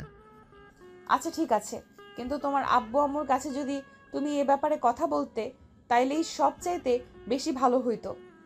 ঠিক আছে, সমস্যা নেই। আব্বু আম্মুর সঙ্গে আমি কথা বলে নেব এ ব্যাপারে। তোমাকে কোনো চিন্তা করতে হবে না। একটা কথা মনে রেখো, তুমি এই বাড়িতে সম্পূর্ণ স্বাধীনতায় থাকবে। কেউ তোমার স্বাধীনতায় হস্তক্ষেপ করবে না। এই বলে সেদিন বিকেলবেলা সাগর তার আব্বুর সঙ্গে এই ব্যাপারে কথা বলতে চায়, কিন্তু তার আব্বু অন্যদিকে চাকরি করতে দিতে কোনোভাবেই রাজি হচ্ছিল না। অবশেষে সাগর তার আব্বুকে বলল, দেখো বাবা, তোমাকে একটা কথাই বলতে চাই। নদী এই বাড়িতে স্বাধীনতাহীনতায় ভুগুক, সেটা আমি কখনোই চাই না। তাছাড়া সে আমার বউ, তাই আমি চাই সে সব সময় এটা ফিল করুক যে সে আমার বউ হয়ে কোনো ভুল করেনি। আচ্ছা ঠিক আছে, তোর বউকে তুই কিভাবে রাখবি সেটা তোর ব্যক্তিগত ব্যাপার। তাই আমি তোকে এই ব্যাপারে কিছু বললাম না। তোর যেটা ভালো মনে হয় তুই সেটাই কর। ধন্যবাদ আব্বু। আমি জানতাম তোমাকে বুঝিয়ে বললে তুমি বিষয়টা বুঝতে পারবে। যাই হোক, তাহলে আমি এই খবরটা নদীকে দিয়ে আসি। নদী খবরটা শুনতে পেলে অনেক খুশি হবে। এই বলে সাগর দৌড়ে রুমে চলে আসে। রুমে এসে দেখে নদী বিছানার এক পাশে বসে আছে। সাগর রুমে আসতে সে মনে মনে ভাবলো এই খবরটা নদীকে এভাবে দেওয়া যাবে না, তাই সে মুখটা অন্ধকার করে রুমে প্রবেশ করলো। এটা দেখে নদী বলল, দেখলে তো, আমি যেরকমটা ভেবেছিলাম সেরকমটাই হলো। তোমার আব্বু আম্মু কখনোই আমার বাইরে চাকরি করাটা অ্যালাউ করবে না। আরে না, আব্বু তো তোমাকে চাকরি করার পারমিশন দিয়েছে। আমি তো ভেবেছিলাম তুমি আমার মুখের অবস্থা দেখে কেমন রিয়াকশন করো সেটা দেখার জন্য। ও সত্যি বলছো তোমার আব্বু আমাকে চাকরি করার পারমিশন দিয়েছে? তুমি জানো আমার আজ কি খুশি লাগছে? আমি তোমাকে বলে বোঝাতে পারবো না আজ যে আমার কত আনন্দ লাগছে। সত্যি আমার শ্বশুরবাড়ির মানুষ আমাকে চাকরি করতে দেবে, এটা আমি সত্যিই ভাবতে পারিনি। এই বলে নদী তখনই খুশিতে গদগদ হয়ে দৌড়ে এসে সাগরকে জড়িয়ে ধরে বলতে লাগলো, সত্যি তোমাকে অনেক ধন্যবাদ। তুমি না থাকলে এটা কোনোভাবেই সম্ভব হতো না। তুমি আমার জন্য অনেক করেছো। সত্যি তুমি খুব ভালো। এটা বলে নদী হঠাৎ করে সাগরকে ছেড়ে দিল আর বলতে লাগলো, সরি, আমি আনন্দে এটা করে ফেলেছি। সরি, আমাকে প্লিজ তুমি ক্ষমা করে দিও। তোমাকে এভাবে জড়িয়ে ধরাটাও ঠিক হয়নি। আরে বাবা, এভাবে বলার কি আছে? তুমি আমার বিয়ে করা বউ, তুমি আমাকে জড়িয়ে ধরতেই পারো। আমি এই ব্যাপারে কিছুই মনে করিনি। তাছাড়া আমার তো ভালোই লাগছিল তুমি যখন জড়িয়ে ধরছিলে। প্রথম কোনো মেয়ে মানুষের স্পর্শ পেলাম, অন্যরকম অনুভূতি হচ্ছিল। তাই নাকি? তোমার অন্যরকম অনুভূতি আমি বার করছি, দাঁড়াও তোমাকে দেখাচ্ছি মজা। এই বলে নদী সাগরকে দৌড়াতে লাগলো। আর সাগরকে পায় কি, সাগর ততক্ষণে রুম থেকে বের হয়ে চলে গেছে। এরপর দিন থেকে নদী যথারীতি তার অফিসে যাওয়া শুরু করে। এদিকে সাগরও ভার্সিটিতে যাওয়া শুরু করে, কারণ সামনে তার ফাইনাল ইয়ারের এক্সাম। তার বেস্ট ফ্রেন্ড হসপিটালে থাকায় এই খবরটা ভার্সিটিতে পৌঁছাতে একটু দেরি হলো। সেদিন সাগর ভার্সিটির ক্যাম্পাসে এসে দাঁড়াতেই তার এক বন্ধু তাকে বলল, কি ব্যাপার দোস্ত, বিয়ে করে নিলি অথচ আমাদেরকে জানালিও না? আমরা তো তোর বন্ধু, আমাদেরকেও একবার জানানো উচিত ছিল। দেখো বন্ধু, হঠাৎ করে সব কিছু হয়ে গেছে, তাই তোদেরকে কোনো কিছু জানাতে পারিনি। তাছাড়া তোরা তো সবাই জানতি নদীর বিয়ে হতে চলেছিল আমার বড় ভাইয়ের সঙ্গে, কিন্তু দুর্ভাগ্যবশত সেটা আমার সঙ্গে হয়ে গেছে, তাই তোদেরকে বলার সময় পাইনি। আচ্ছা ঠিক আছে, সে না হয় বুঝলাম, কিন্তু এখন আমাদেরকে মিষ্টি কবে খাওয়াবি সেটাই বল।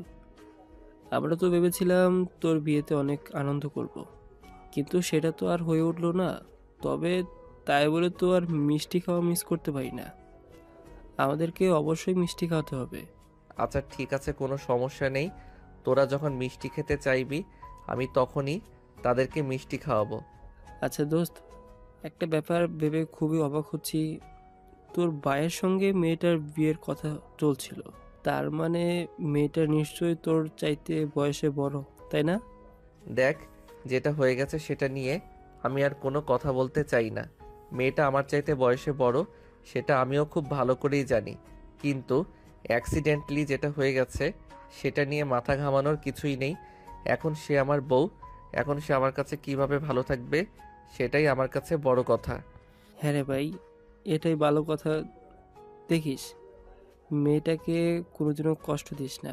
একে তো তোর ভাইয়ের সঙ্গে বিয়ে হওয়ার কথা ছিল, এখন তোর সঙ্গে বিয়ে হয়েছে, এমনিতেই তো মেয়েটা শকড, তারপর আর কোনো কষ্ট দিস না।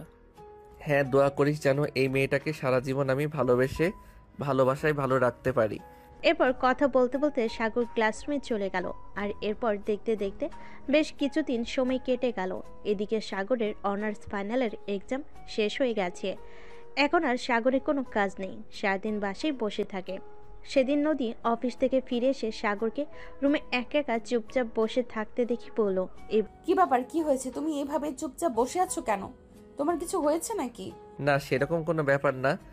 আসলে কদিন ধরে একা একা বাসায় বসে আছি তো কিছুই ভালো লাগছে না, তাই আর কি।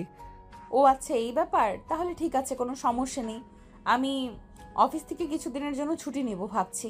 তোমাকে নিয়ে এবার বাইরে থেকে কোথাও ঘুরে আসব। তাহলে তো খুবই ভালো হয়। আমিও ভাবছিলাম তোমার সঙ্গে এই ব্যাপারে কথা বলবো, কিন্তু তুমি তো তোমার অফিস নিয়ে খুবই ব্যস্ত আছো, তাই তোমাকে বললে তুমি যদি কিছু মনে করো, তাই তোমাকে বলার সাহস হয়ে উঠছিল না। তুমি আমার জন্য এত কিছু করেছো, আর আমি তোমার জন্য এটুকু করতে পারবো না? এখনো সমস্যা নেই, আমি কালকেই অফিস থেকে ছুটি নিব। আচ্ছা নদী, আমি কি তোমায় একটা কথা জিজ্ঞাসা করতে পারি? হ্যাঁ অবশ্যই, কেন নয়। তুমি আমার জন্য এত কিছু করেছো, আর আমি তোমাকে ছোট্ট একটা কথার উত্তর দিতে পারবো না? বলো, তুমি আমার কাছ থেকে কি জানতে চাও? আচ্ছা নদী, তুমি কি এখনো আমাকে তোমার স্বামী হিসেবে মেনে নিতে পারোনি? না মানে দেখো, আমাদের বিয়ে হলো প্রায় 1 বছর হতে চললো, কিন্তু এখনো পর্যন্ত আমরা যে এখনো স্বামী স্ত্রী হতে পারি এটা শুধু আমরাই জানি, বাইরের কেউ জানে না। জানি না তুমি আমার বলা কথাটা বিশ্বাস করবে কিনা, কিন্তু সত্যি বলতে এটাই যে একটা কথা হয়তো তুমিও জানো, মেয়েরা বুক ফাটলেও মুখ ফুটে কিছু বলতে পারে না। কিন্তু আমি ভেবেছিলাম তুমি বুঝবে, কিন্তু এখনো মনে হয় তোমার সেই বয়সটা হয়ে ওঠেনি। মানে তুমি কি বলতে চাইছো? আমি তো সেটাই বুঝতে পারছি না। কি বলতে চাও একটু খুলে বলবে কি? আমি তোমার সঙ্গে একই রুমে একই বিছানায় আছি আজ প্রায় 1 বছর হতে চললো, কিন্তু এখনো পর্যন্ত আমি তোমাকে দেখিনি তুমি নিজে থেকে আমাকে কাছে টেনে নেওয়ার চেষ্টা করেছো। আমি অনেকবার হতে চেষ্টা করেছি, কিন্তু কি বলবো, আমি তো মেয়ে মানুষ। আমি মেয়ে হয়ে কি করে একটা ছেলেকে নিজের কাছে টেনে নেই বলো? কিন্তু তুমি তো বলেছিলে তুমি আমাকে স্বামী হিসেবে মেনে নিতে পারবে না, তুমি আমার সঙ্গে সংসার করবে না। তাছাড়া আমি তোমাকে কথা দিয়েছিলাম আমি কখনোই তোমার স্বাধীনতায় হস্তক্ষেপ করব না। তুমি যেভাবে থাকতে চাইবে আমি তোমাকে ঠিক সেইভাবেই রাখবো। তাই তো আমি কখনোই তোমার কাছ থেকে অধিকার আদায়ের ব্যাপারে কোনো অগ্রাধিকার দেখাইনি। হ্যাঁ, তুমি সত্যিই পুরুষ হিসেবে ধন্য, যার জন্য তোমাকে সেলুট জানাই। তুমি একটা মেয়েকে কথা দিয়ে কথা রাখার জন্য কতটা চেষ্টা করেছো, সেটা সত্যিই প্রশংসনীয়। কিন্তু একজন স্বামী কিংবা একজন প্রেমিক পুরুষ হিসাবে তোমার কাছ থেকে আমি এটা কখনোই আশা করিনি। আমার কাছে নিজের শারীরিক চাহিদা মেটানোর চাইতে একজন মানুষকে দেওয়া কথা রক্ষা করাটা সবচাইতে বেশি জরুরি। আমি চাই তুমি সব সময় তোমার মতোই থাকো, তোমার যথেষ্ট ফ্রিডম থাকুক, কখনই তোমার স্বাধীনতায় হস্তক্ষেপ না করো। তুমি কি জানো ইতিমধ্যে আমার ফ্যামিলির মানুষজন কানাঘোষা শুরু করে দিয়েছে। তোমার আর আমার মধ্যে যদি ভালো কোনো সম্পর্কই থাকতো তাহলে হয়তো এতদিনে তারা ছোট্ট একটা সুখবর শুনতে পেত। কিন্তু আমি বরাবর তাদেরকে এটাই বলে এসেছি যে আমরা দুজন দুজনকে সময় দিচ্ছি, সময় হলে অবশ্যই সবাই খুশির খবর শুনতে পাবে। তুমি আমার জন্য তোমার ফ্যামিলির মানুষদেরকে এইভাবে মিথ্যে বলে যাচ্ছ দিনের পর দিন। সত্যি আমি ভাবতে পারি না একটা ছেলে কতটা ভালো হলে এমন কিছু করতে পারে। আমি ভালো নাকি খারাপ সেটা আমি জানি না, তবে আমি এটুকু জানি যে কাউকে দেওয়া কথা রক্ষা করা প্রত্যেকটা মানুষের দায়িত্ব এবং কর্তব্য। আমি তোমাকে কথা দিয়েছি আমি তোমাকে তোমার মতো রাখবো। তুমি যেভাবে থাকতে চাও ঠিক সেভাবেই রাখবো। আমি তো আমার কথার বরখেলাপ করতে পারি না। তুমি হয়তো আমাকে মেনে নিতে নাই পারো, কিন্তু আমি তোমাকে আমার স্ত্রী হিসেবে গ্রহণ করেছি। তোমার সব সুবিধা ও অসুবিধা দেখা আমার দায়িত্ব। তবে কি আমি এটাই মনে করব যে দায়িত্বের কাছে ভালোবাসা হেরে গেছে? কেন তুমি এরকমটা মনে করবে কেন? এরকমটা মনে করার তো কোনো কারণ আমি দেখতে পাচ্ছি না। ভালোবাসা ভালোবাসার জায়গায় আছে। তুমি আমাকে স্ত্রীর অধিকার দাওনি, তাতে কি হয়েছে? আমি কি তোমায় ভালোবাসি না? অবশ্যই আমি তোমাকে ভালোবাসি বলেই তোমার দেওয়া প্রত্যেকটা কথা রক্ষার চেষ্টা করছি। যদি তোমায় ভালো নাই বাসতাম তাহলে বাসর রাতেই তোমার কাছ থেকে জোর করে স্ত্রীর অধিকার আদায় করে নিতাম। কিন্তু আমি কি সেটা করেছি? হ্যাঁ, সেজন্যই তো বলি তুমি আমার দেখা আমার পৃথিবীতে সর্বশ্রেষ্ঠ পুরুষ। তোমার মতো মানুষ হয় না। সত্যি একটা মানুষ নিঃস্বার্থভাবে কাউকে এতটা ভালোবাসতে পারে আর এত কিছু করতে পারে, সেটা তোমাকে না দেখলে বুঝতেই পারতাম না। হ্যাঁ, তুমি একদম ঠিক ধরতে পেরেছো।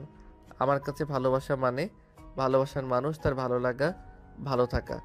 আমার কাছে ভালোবাসার মানে এই নয় জোর করে সব কিছু আদায় করে নেওয়া। আমার কাছে ভালোবাসার মানে শুধু শরীর নয়, আমার কাছে ভালোবাসা মানে হলো ভালোবাসার মানুষটা। ভালোবাসার মানুষটা যদি আমাকে ভালোবাসে আর আমি তার ভালোবাসাটা বুঝতে পারি, তাহলে সে নিজের থেকেই নিজের সব কিছু আমায় উজাড় করে দেবে। আমি কেন জোর করে তার কাছ থেকে কোনো কিছু আদায় করতে যাব? হ্যাঁ, একদম ঠিক। তোমার এই বিষয়টা বরাবরের মতো আমায় অবাক করেছে। আমরা দুজন একই রুমে একই বিছানায় আছি প্রায় 1 বছর যাবত। তুমি চাইলেই আমার ইচ্ছের বিরুদ্ধে গিয়ে আমার সঙ্গে শারীরিক সম্পর্ক করতে পারতে, কিন্তু তুমি কোনোদিনও আমার ইচ্ছের বিরুদ্ধে গিয়ে আমার হাত পর্যন্ত ধরোনি। বিয়ের পর সবাই কত আনন্দ করে বউকে নিয়ে হানিমুনে যায়, এই করে সেই করে, কিন্তু তুমি কোনোদিনও আমাকে জোর করে এটা বলোনি যে আজ ঘুরতে যাই। আমি তোমায় মাঝে মাঝেই বলেছি আমাকে রেস্টুরেন্টে নিয়ে যাও, আমাকে পার্কে নিয়ে যাও, আমাকে এখানে নিয়ে যাও, আমাকে ওখানে নিয়ে যাও। আমি বললে তুমি কোনোদিন না করনি, কিন্তু নিজে থেকে কোনোদিনও বলনি যে আমি তোমাকে নিয়ে এখানে যেতে চাই। কারণ আমি অধিকার খাটাতে চাইনি। অধিকার খাটানোর অধিকার আছে বলেই যে জোর করে সেটা প্রয়োগ করতে হবে এরকম কোনো সংবিধান আমার হাদিসে নেই। তাহলে যদি বলি আমি সারা জীবন তোমার হয়ে থাকতে চাই, তুমি কি তাড়িয়ে দেবে আমায়? কখনোই না, প্রশ্নই ওঠে না। বিয়ে হলো পবিত্র একটা বন্ধন, দিয়ে যখন হয়ে গেছে তখন তো আমাদের দুজনকে একসাথেই থাকতে হবে। আমি কেন তোমাকে তাড়িয়ে দেব? তুই ভালো নাই বাসতে পারো, আমি তো ভালোবেসেছি তোমায়। হয়তো এরকমটা হয়েছে যে আমার ভাইয়ের সঙ্গে তোমার বিয়ে হওয়ার কথা ছিল, কিন্তু দুর্ভাগ্যবশত আমার সঙ্গে তোমার বিয়েটা হয়ে গেছে। তাই বলে আমি কখনোই তোমায় অবহেলা করব না। তুমি আমার স্ত্রী, আমার কাছে পৃথিবীর সবচাইতে সেরা সুন্দরী এবং সর্বশ্রেষ্ঠ নারী। সত্যি সাগর, আমি তোমায় অনেক ভালোবাসি। আসলে চেনা নেই জানা নেই একটা ছেলের সঙ্গে আমার বিয়ে ঠিক হলো, তারপর সে আমাকে বিয়ে না করে অন্য একটা মানুষের সাথে পালিয়ে গেল, তারপর আবার তারই ছোট ভাইয়ের সঙ্গে আমার বিয়ে হলো। সবগুলো আমার কাছে কেমন যেন ঘোলাটে লাগছিল। আমি বুঝতে পারছিলাম না আমার কি করা উচিত। তাই হয়তো আমি ভুল করে তোমাকে অনেকটা কষ্ট দিয়ে ফেলেছি। প্লিজ আমাকে ক্ষমা করে দাও। দূর পাগলি, এভাবে বলতে হয় না। তোমার জায়গায় আমি থাকলেও হয়তো সেরকমটাই করতাম। তাছাড়া ভাইয়া যখন কাউকে কিছু না বলেই বাড়ি থেকে চলে যায় তখন আমারও খুব খারাপ লেগেছিল। তোমাকে আমি নিজের ইচ্ছায় বিয়ে করতে চাইনি। আমার বাবার সম্মান আমার কাছে সবচাইতে আগে ছিল। আমার বাবা তোমার বাবাকে কথা দিয়েছিল তোমাকে আমাদের বাড়ির বউ করে আনবে। বাবার কথা রক্ষা করতে গিয়ে আমাকে এটা করতে হয়েছে, কিন্তু তার মানে এই নয় যে আমি তোমায় ভালোবাসি না। তোমায় ভালোবাসতাম যেদিন তোমায় বউ করে এই বাড়িতে নিয়ে এসেছিলাম, আর আজকেও ভালোবাসি। সত্যি সাগর, I love you so much. বলে নদী সাগরকে জড়িয়ে ধরে কান্না করতে থাকে। এটা দেখে সাগর নদীকে বলে, লাভ ইউ টু। পাগলি, কান্না করে না। কান্না করছো কেন? আমার দেখা মহান পুরুষ তুমি। সত্যি কেউ একটা অচেনা অজানা মেয়ের জন্য এতটা করতে পারে আমার জানা ছিল না। ভালোবেসে বিয়ে করলেও হয়তো কেউ এতটা ফ্রিডম পায় না। সত্যি তুমি খুব ভালো একজন পুরুষ। তাহলে থাকছো তো সারা জীবন আমার সঙ্গে? কখনো ছেড়ে যাবে না তো? আমায় কখনো বিচ্ছেদের যন্ত্রণা দিবে না তো? কখনোই না। আমি তোমায় কখনোই কোনো কষ্ট দেব না। আমি আমার যতটা সম্ভব তোমাকে ভালো রাখার চেষ্টা করব, because I love you. Love you too. এই বলে সাগর নদীকে নিজের কাছে টেনে নিল। আর নদীও তখন নিজেকে আর আটকে রাখলো না, সাগরকে তার পরিপূর্ণ অধিকার দিল। সাগর নদীকে এই প্রথমবারের মতো নিজের এতটা কাছে পেয়ে সে নিজেকে আর কোনোভাবেই কন্ট্রোল করে রাখতে পারছিল না। সে নদীর মাঝে নিজেকে হারিয়ে ফেল। নদীও নিজের ভালোবাসায় সাগরকে পরিপূর্ণ করে তুলল। দুজন দুজনের ভালোবাসায় এতটাই মুগ্ধ হয়ে গেল যে কখন রাত পেরিয়ে সকাল হয়ে গেল সেটাই তারা কেউ টের পেল না। সকালবেলা ঘুম থেকে উঠে নদী ফ্রেশ হয়ে অফিসে যাওয়ার জন্য তৈরি হয়ে গেল।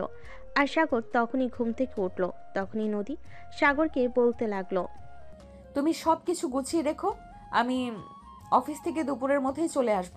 তারপর বিকেলের দিকে আমরা রওনা দিব। এভাবে হুটহাট করে আমরা কোথায় যাব? আমরা কক্সবাজার যাচ্ছি আজ রাতেই। আমরা ঢাকা থেকে রওনা দেব আর কাল সকালের মধ্যেই কক্সবাজার পৌঁছে যাব। আর হ্যাঁ, আব্বু আম্মুকে আমি বলে দেব। এই বলে নদীর সাগরের কপালে আলতো করে একটা ভালোবাসার পরশ এঁকে দিয়ে তারপর রুম থেকে বের হয়ে চলে গেল ড্রয়িং রুমে। এসে দেখতে পেল তার শ্বশুর আর শাশুড়ি দুজনেই বসে আছে। তখন তাদের সঙ্গে সে কথা বলল, তারও সম্মতি জানালো। তারপর নদী বাসা থেকে বের হয়ে অফিসে চলে গেল। দুপুরের দিকে সে তার বসের কেবিনে গেল আর তারপর তার বসের সঙ্গে কথা বলল। বস, আমার কিছুদিনের জন্য ছুটি লাগবে। আপনি তো জানেন আমার বিয়ে হয়েছে প্রায় 1 বছর, কিন্তু এখনো হানিমুনে যেতে পারিনি। তাই ভাবলাম এবার অফিস থেকে ছুটি নিয়ে জামাইকে নিয়ে হানিমুনের কাজটা সেরে আসব। হ্যাঁ, এটা তো খুবই ভালো ব্যাপার। তুমি বিয়ে করেছো এতদিন হলো, কিন্তু এখনও জামাইকে নিয়ে কোথাও ঘুরতে যাওনি। এই বিষয়টা বারবার আমাকে ভাবিয়ে তুললো। আমি ভাবছিলাম আমি যে আমি নিজে থেকেই তোমাকে আমি নিজে থেকেই তোমাকে এ ব্যাপারে বলবো, কিন্তু তুমি আমার অফিসের কর্মচারী, তুমি কি ভাববে সেই মনে করে আর তোমাকে বলা হয়ে ওঠেনি। বস, আমি 1 সপ্তাহের ছুটি লাগবে। আমি আমার হাজবেন্ডকে নিয়ে কক্সবাজার যেতে চাই। ঠিক আছে, কোনো সমস্যা নেই। আমি তোমাকে এই সপ্তাহ ছুটি দিয়ে দিলাম। আর একটা কথা, কক্সবাজারের থেকে আসার সময় কিন্তু আমাদের জন্য অবশ্যই কিছু নিয়ে আসবে। আমার কিন্তু গিফট চাই। ওকে বস, ঠিক আছে, কোনো সমস্যা নেই। আমি অবশ্যই কক্সবাজার থেকে আসার সময় অফিসের সবার জন্যই কিছু না কিছু নিয়ে আসব। এই বলে সে কেবিন থেকে বের হয়ে নিজের কেবিনে চলে আসলো। আর তারপর অফিসের কাজকর্ম শেষ করে বাসায় চলে আসলো।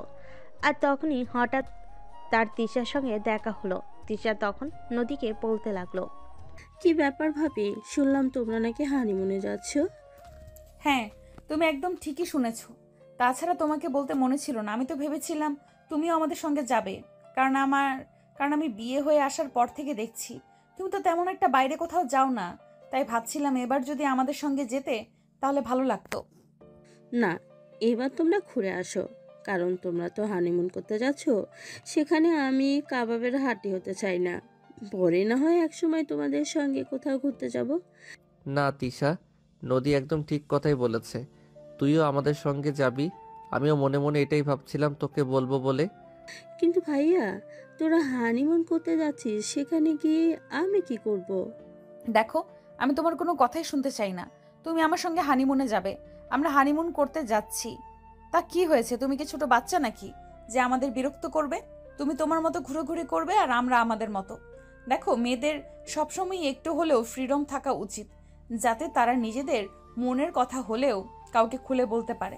কিন্তু আমি তোমাদের বাড়িতে এসে তোমাকে কখনোই সেরকম স্বাধীনভাবে চলাফেরা করতে দেখিনি। তুমি সবসময় কিছু একটা নিয়ে ভয় পেয়ে থাকো। আমিও সেটা খুব একটা আন্দাজ করতে পারি, কিন্তু করার মতো তো কিছুই নেই। কারণ এই বাড়িতে তো শ্বশুরমশাই যা বলবে তাই হবে। তাছাড়া আমিও চাই শ্বশুরমশাই যতদিন বেঁচে আছেন ওনার কথা মতোই সংসার চলুক। তাহলে তিশা, তুই তোর নিজের জিনিসপত্র গুছিয়ে নে। আমরা তো সন্ধ্যায় রওনা দিব। এখন সময় হাতে খুব একটা বেশি নেই। এখনই সব কিছু গোছাতে শুরু কর। আচ্ছা ঠিক আছে, কোনো সমস্যা নেই। আমি কিছুক্ষণের মধ্যে সব কিছু গুছিয়ে নিতে পারবো, কিন্তু আব্বু আম্মু কি বলবে? আব্বুকে এই ব্যাপারে কিছুই বলা হয়নি। তাছাড়া তুই তো জানিস আব্বুকে না বলে আমি কখনো কোথাও যাই না। এ ব্যাপারে তোকে কিছুই চিন্তা করতে হবে না। নদী আব্বুর সঙ্গে এ ব্যাপারে কথা বলবে, তাই না নদী? হ্যাঁ, আমি আব্বুকে বুঝিয়ে বললে অবশ্যই আব্বু সেটা বুঝতে পারবে। কে আর তোমাকে যেতেও নিষেধ করবে না। তুমি তোমার সব কিছু গুছিয়ে নাও, আমি আব্বুকে বলে আসছি তোমার ব্যাপারে। এই বলে নদী সেখান থেকে সোজা তার শ্বশুরের রুমে চলে গেল আর তার শ্বশুরকে বলতে লাগলো, আব্বু আপনাকে একটা কথা বলার ছিল, জানি না আপনি কিভাবে নিবেন কথাটা। আরে বৌমা, এত আমতা আমতা করার কি আছে? তুমি আমার একটা মাত্র ছেলের বউ, তোমার কথা কি আমরা কখনো ফেলতে পারি? তুমি বলো না কি বলবে। আসলে আব্বু আমি চাইছিলাম আমাদের সঙ্গে তিশাও যাক, কারণ এই বাড়িতে আসার পর থেকে তো তিশাকে কখনো কোথাও যেতে দেখিনি। তাই ভাবছিলাম তিশাকে আমাদের সঙ্গে করে নিয়ে গেলে ও একটু ঘোরাঘুরি করলে ওরও ভালো লাগবে আর আমাদেরও ভালো লাগবে। এটা আবার বলতে হয় নাকি? তুমি ভাবি হয়ে তোমার ননদকে তোমার সঙ্গে নিয়ে যেতে চাইছো, এটাই তো বড় কথা। সেখানে আমি আবার নিষেধ করব কি করে? ধন্যবাদ আব্বু, আপনাকে অসংখ্য ধন্যবাদ। আমি জানতাম আপনাকে আমি বুঝিয়ে বললে আপনি বিষয়টা বুঝতে পারবেন। আসলে মেয়ে মানুষদের একটু হলেও স্বাধীনতা থাকা উচিত, তাদেরকে একটু হলেও নিজের মতো বাঁচতে দেওয়া উচিত। আচ্ছা আব্বু, তাহলে আসি, আমাদের তো সবকিছু গোছগাছ করতে হবে। এই বলে নদী নিজের রুমে চলে আসে আর তারপর সাগরকে নিয়ে সব কিছু গুছিয়ে নেয়। তারপর সন্ধ্যা থেকে নদী আর সাগর তিশা তিনজনে বাসা থেকে বের হয়ে গেল। সারা রাত জার্নি করে সকালবেলা এসে তারা কক্সবাজার পৌঁছালো। তাদের হোটেল রুম আগে থেকে বুক করা ছিল। নদী অনলাইনে হোটেলের রুম বুক করে রেখেছিল, তাই তারা সোজা হোটেলে চলে গেল আর সেখানে কিছুক্ষণ বিশ্রাম নিয়ে সকালে নাস্তা শেষ করে তারপর তারা সমুদ্র দেখতে বেরিয়ে পড়ল। তারা সবাই সমুদ্রের ভিসে হাঁটাহাঁটি করছিল। তখনই হঠাৎ তিশার একটা ছেলের সঙ্গে ধাক্কা লেগে গেল। এই ছেলে, কি সমস্যা আপনার? চোখে দেখতে পান না নাকি? চোখে তো দেখতে পাইছি, কিন্তু আপনার মতো সুন্দরী মেয়ে যদি নিজে থেকে এসে উষ্টা খায়, তাহলে আমি দেখতে পাবো কি করে? আমি তো সুন্দরী রূপের আগুনে জ্বলে যাচ্ছিলাম, চোখে কিছুই দেখতে পাচ্ছিলাম না। বিশ্বাস করো সুন্দরী। একদম চটকানা মেরে সব কিছু দাঁত ফেলে দিব, বলে দিলাম। অসভ্য ইতর বদমাইশ লম্পট, চরিত্রহীন কোথাকার। মেয়েদেরকে কিভাবে সম্মান দিয়ে কথা বলতে হয় এটা তোর ফ্যামিলি থেকে শেখায়নি? ফ্যামিলি থেকে সব কিছুই শিখিয়েছে, কিন্তু বিশ্বাস করো সুন্দরী, জীবনে অনেক মেয়ে মানুষ দেখেছি, তোমার মতো এরকম হট সেক্সি দেখিনি। কথাটা বলতে দেরি হলো, কিন্তু তিশার ঠাস ঠাস করে ওই ছেলেটার গালে চটটা বসিয়ে দিতে দেরি হলো না। তোর এত বড় সাহস, তুই আমাকে এই কথাগুলো বলার সাহস কোথা থেকে পাস? সাগর আর নদী একটু ওই পাশে ছিল, তারা দেখতে পায়নি। রেগে যাওয়া কণ্ঠস্বর শুনে তারা দৌড়ে সেখানে চলে আসে আর তিশাকে জিজ্ঞেস করতে থাকে, কি ব্যাপার তিশা, কি হয়েছে? এভাবে চেঁচামেচি করছো কেন? কোনো সমস্যা হয়েছে নাকি? নদীর কণ্ঠস্বর শোনা মাত্রই পাশ থেকে ছেলেটা বলে উঠল, আরে নদী, তুই এখানে? হ্যাঁ, আমি আমার হাজবেন্ড আর ননদকে নিয়ে এখানে ঘুরতে এসেছি, কিন্তু তুই? এই তো বন্ধুদের সাথে এখানে ঘুরতে এসেছি, ওরা ওইদিকে ঘোরাঘুরি করছে। সেই অনার্স কমপ্লিট করার পর তো তোর সঙ্গে আর কখনো দেখাই হলো না। কেমন আছিস? এই তো আলহামদুলিল্লাহ ভালো আছি, বিয়ে করেছি, সংসার করছি। তোর কি খবর, বিয়ে শাদী করেছিস নাকি? না রে বান্ধবী, বিয়ে শাদির মতো সুযোগ আমার জীবনে এখনো আসেনি। তাছাড়া এই তো কিছুদিন হলো চাকরি নিয়েছি, এখন বিয়ে শাদী করবো বলে চিন্তা করেছি। আচ্ছা, এই মেয়েটা কি তোর ননদ নাকি? হ্যাঁ, এই হলো তিশা আমার ননদ, আর এই হলো সাগর আমার হাজবেন্ড। ও আচ্ছা, তাহলে তো ভালোই হলো নদী। একটা কথা বলি তোকে, তোর ননদ কিন্তু হেব্বি সুন্দরী। তোরা চাইলে তোর ননদকে আমার বউ বানাতে চাই। ছি ছি ছি ছি, বিচ্ছিরি আচরণ। দেখলে ভাবি তোমার বন্ধু কত খারাপ, কিভাবে তোমার সঙ্গে নির্লজ্জের মতো কথা বলছে। আচ্ছা ঠিক আছে রাকিব, আজ তাহলে আসি, তোর সঙ্গে অন্য সময় কথা হবে। আর হ্যাঁ, তোর ফোন নাম্বার কি আগেরটা আছে নাকি? হ্যাঁ, আমার ফোন নাম্বার তো আগেরটাই আছে, তবে আমি কিন্তু একটা কথার উত্তর এখনও পেলাম না। তোর ননদকে যদি বিয়ে দিতে চাস, তাহলে আমি তোর ননদকে বিয়ে করব। তোর সঙ্গে এই ব্যাপারে কথা পরে বলবো, এখন আমাকে হোটেলে ফিরতে হবে। বলে নদী কোনো রকমে কথা কাটিয়ে সেখান থেকে চলে আসে। আর তখনই তিশা তার ভাবিকে বলতে থাকে, ভাবি, তোমার বন্ধুর আচরণ এতটা জঘন্য এটা আমি ভাবতেই পারিনি। তুমি ভুল ভাবছো রাকিব, এতটাও খারাপ ছেলে নয় যতটা তুমি ভাবছো। যে যথেষ্ট ভদ্র ফ্যামিলির ছেলে এবং যথেষ্ট ভালো। ইচ্ছে করে তোমার সঙ্গে একটু দুষ্টুমি করেছে আর কি, এর বেশি কিছুই না। তুমি যেরকমটা ভাবছো সেরকম একদমই নয়।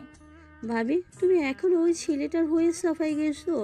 এটা আমি ভাবতেই পারছি না তোমাকে আমি কত ভালো মনে করি, আর তুমি কিনা এরকম একটা ছেলের সাফাই গেছো। আরে নাতিশা, তুমি আমাকে ভুল ভাবছো, সেরকম কিছুই না। রাকিব যথেষ্ট ভালো ছেলে, তুমি ওর সঙ্গে একটু মিশলে সেটা বুঝতে পারবে। আমি মিশবো, তাও আবার এই ছেলেটার সঙ্গে? কখনোই না। এই বলে তিশা নিজের রুমে চলে আসে। আর এরপর চলে গেল আরও 4-5 দিন। তারা সেখানে ঘোরাঘুরি করলো, আনন্দ করলো। সেদিন বিকেলবেলা সবাই মিলে সমুদ্রের বিচে সূর্য অস্ত দেখতে গেছে। সাগর আর নদী এক জায়গায় দাঁড়িয়ে আছে, কিন্তু তিশাকে হঠাৎ করে কোথাও খুঁজে পাওয়া যাচ্ছে না। তাই নদী তিশাকে খুঁজতে লাগলো। খুঁজতে খুঁজতে হঠাৎ এক পাশে এসে দেখলো তিশা আর দুজনে একসঙ্গে দাঁড়িয়ে দাঁড়িয়ে কথা বলছে। তখন পিছন থেকে নদী তিশাকে উদ্দেশ্য করে বলল, কি ব্যাপার নন্দিনী, এখানে দাঁড়িয়ে দাঁড়িয়ে বুঝি প্রেম করা হচ্ছে? না মানে ভাবি, তুমি কি ভেবেছো আমি কিছুই বুঝতে পারবো না? আসলে আমার বন্ধুর মতো ছেলেকে অ্যাভয়েড করা তোমার মতো মেয়ের পক্ষে সম্ভব নয়। আমার বন্ধু কোনো দিক দিয়ে কম বলো শুনি? হ্যাঁ না মানে আসলে হয়েছে, এখন আর তোতলাতে হবে না। এখন বলো, আমি আব্বু আম্মুর সাথে কথা বলে তোমাদের বিয়ের ব্যবস্থা করব কিনা। সেটা করলে তো ভালোই হতো, তাহলে তো আর আমাকে কোনো কষ্টই করতে হতো না। দোস্ত, তোকে আমি একটা কথা বলেছিলাম না, আজ না হোক কাল তোর ননদের সঙ্গে প্রেম করেই ছাড়বো। হ্যাঁ, সেটাই তো ভাবছি। তুই যখন কোনো জিনিসের পিছু নিস তখন তো আর এত সহজে ওটার পিছু নেওয়া আবার ছেড়ে দিস না। আর তুই আমার ননদিনীকে বিয়ে করতে চলেছিস, তাহলে এখনো আমাকে দোস্ত বলে ডাকছিস কেন? ভাবি বলে ডাক। ঠিক আছে ভাবি, কোনো সমস্যা নেই, আপনি একটু তাড়াতাড়ি করে আমাদের বিয়ের ব্যবস্থা করে দিন।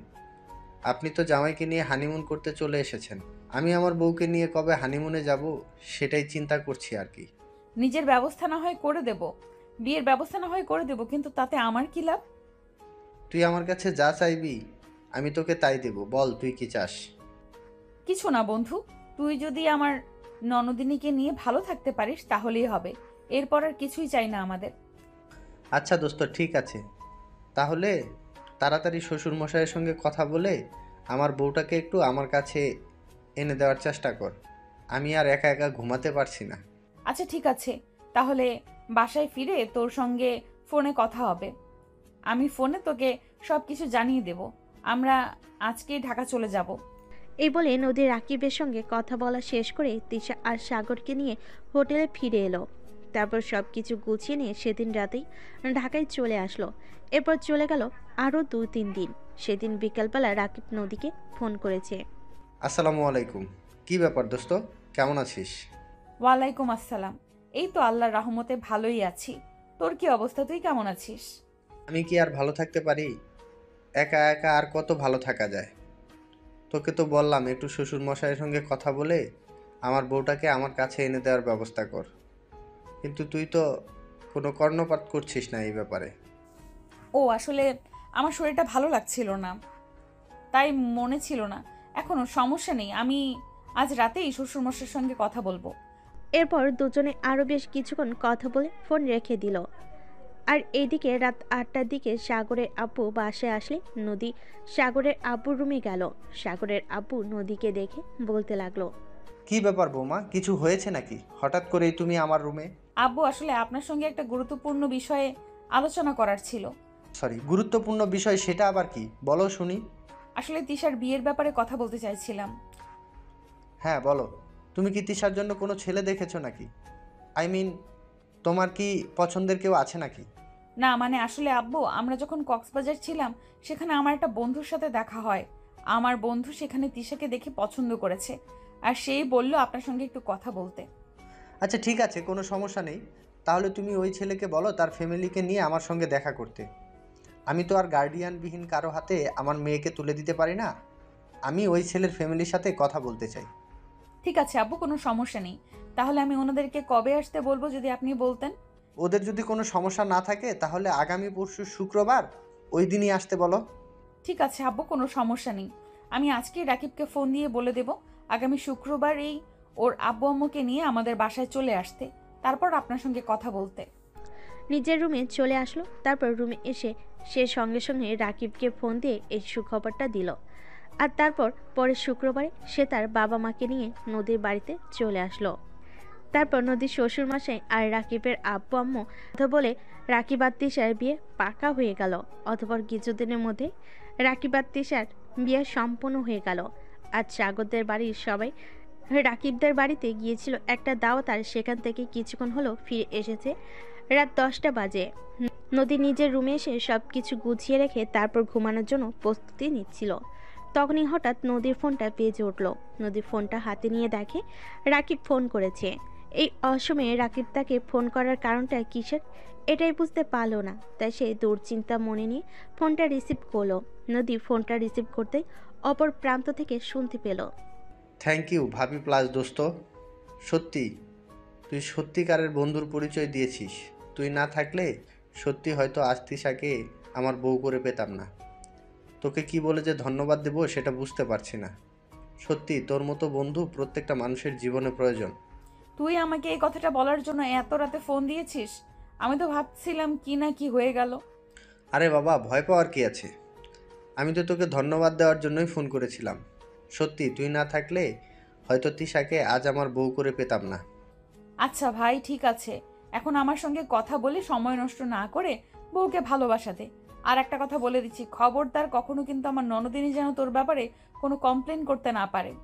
আচ্ছা, তুই তো আমাকে জানিস আমি কেমন ছেলে। আমি কোনো দিন তোর ননদকে আমার ব্যাপারে কোনো কমপ্লেন করতে দেব না, তুই দেখে নিস। আচ্ছা ঠিক আছে, তাই যেন হয়। রাখছি তাহলে, আমারও শরীরটা টায়ার্ড লাগছে, ঘুমাবো। এই বলে নদী ফোনটা কেটে দিল। আর তখনই হঠাৎ পিছন থেকে সাগর বলতে লাগলো, বউ আমার না আজ একটা তোমার আদর খেতে ইচ্ছা করছে, একটু আদর করবে কি আমায়? না, একদমই নয়। আমার শরীর টায়ার্ড লাগছে, আমাকে ঘুমাতে হবে। তাছাড়া আজকে খাওয়াটাও একটু বেশি হয়ে গেছে। তুমি আমার সঙ্গে এরকম কেন করো বলো তো? তুমি তো আমার 10টা না 5টা না একটা মাত্র আদরের বউ। আমি তোমার কাছে আদর চাইবো না তো কার কাছে চাইবো বলো? উফ, এভাবে বলতে হয় নাকি? নিজে একটু জোর করে আদায় করে নিতে পারো না? তুমি না একটু রোমান্টিক না। তোমাকে তো আগেই বলেছি আমি কারোর কাছ থেকে জোর করে কিছু নিতে চাই না। তাছাড়া তুমি আমার বউ, তোমার ইচ্ছে অনিচ্ছার একটা ব্যাপার আছে। আমি কেন তোমাকে জোর করব? এই শোনো, সব কিছু কারোর কাছ থেকে পারমিশন নিয়ে করতে হয় না। কিছু কিছু জিনিস আছে যেগুলো নিজের থেকে জোর করেও আদায় করে নিতে হয়, যেমন ভালোবাসা। আমি কি সব সময় আমার থেকে ইচ্ছে করে তোমাকে ভালোবাসা দেব নাকি? মাঝে মাঝে তো তুমি নিজেই আমার কাছ থেকে কিছু আদায় করে নিতে পারো। তাই? আচ্ছা ঠিক আছে, এখন যেহেতু তুমি পারমিশন দিয়েই দিয়েছো তোমার কাছ থেকে জোর করে আদায় করে নিতে, তাহলে তো আর আমার কোনো সমস্যা নেই। তাহলে এখন থেকে আমি আমার ভালোবাসা আর অধিকার তোমার কাছ থেকে জোর করেই আদায় করে নেব। তারপর সাগর নদীকে টান দিয়ে নিজের কাছে টেনে নিল। আর তারপর নদীর গালের কাছ থেকে চুলগুলো সরিয়ে আলতো করে তার গালে ছোট্ট একটা ভালোবাসার পরশ এঁকে দিল। নদী সাগরের স্পর্শ পেয়ে একটু কেঁপে উঠল, কিন্তু সাগর এখন আর নদীকে দূরে যেতে দিল না। সে নদীকে নিজের আরও কাছে টেনে নিল। আর তারপর সে নদীর সারা শরীরে ভালোবাসার স্পর্শ করতে লাগলো। নদী তখন আর সাগরের কাছ থেকে নিজেকে দূরে সরিয়ে রাখলো না, নিজেও সাগরের আরও কাছে চলে আসলো আর নিজেও সাগরের সঙ্গে রেসপন্স করতে লাগলো। আর সাগর কেউ সে নিজের ইচ্ছে মতো কিস করতে লাগলো। এভাবেই দুজনেই ভালোবাসার মহাসমুদ্রে ডুবে গেল। তারপর ঘন্টার পর ঘন্টা চলল তাদের ভালোবাসার পর্ব। সারাত এভাবেই দুজন দুজনকে ভালোবাসায় ভরিয়ে রাখলো। আর তারপর রাত প্রায় 3টার দিকে দুজন দুজনকে জড়িয়ে ধরে ঘুমিয়ে পড়ল। এভাবেই চলছিল তাদের দুষ্টু মিষ্টি ভালোবাসার সংসার।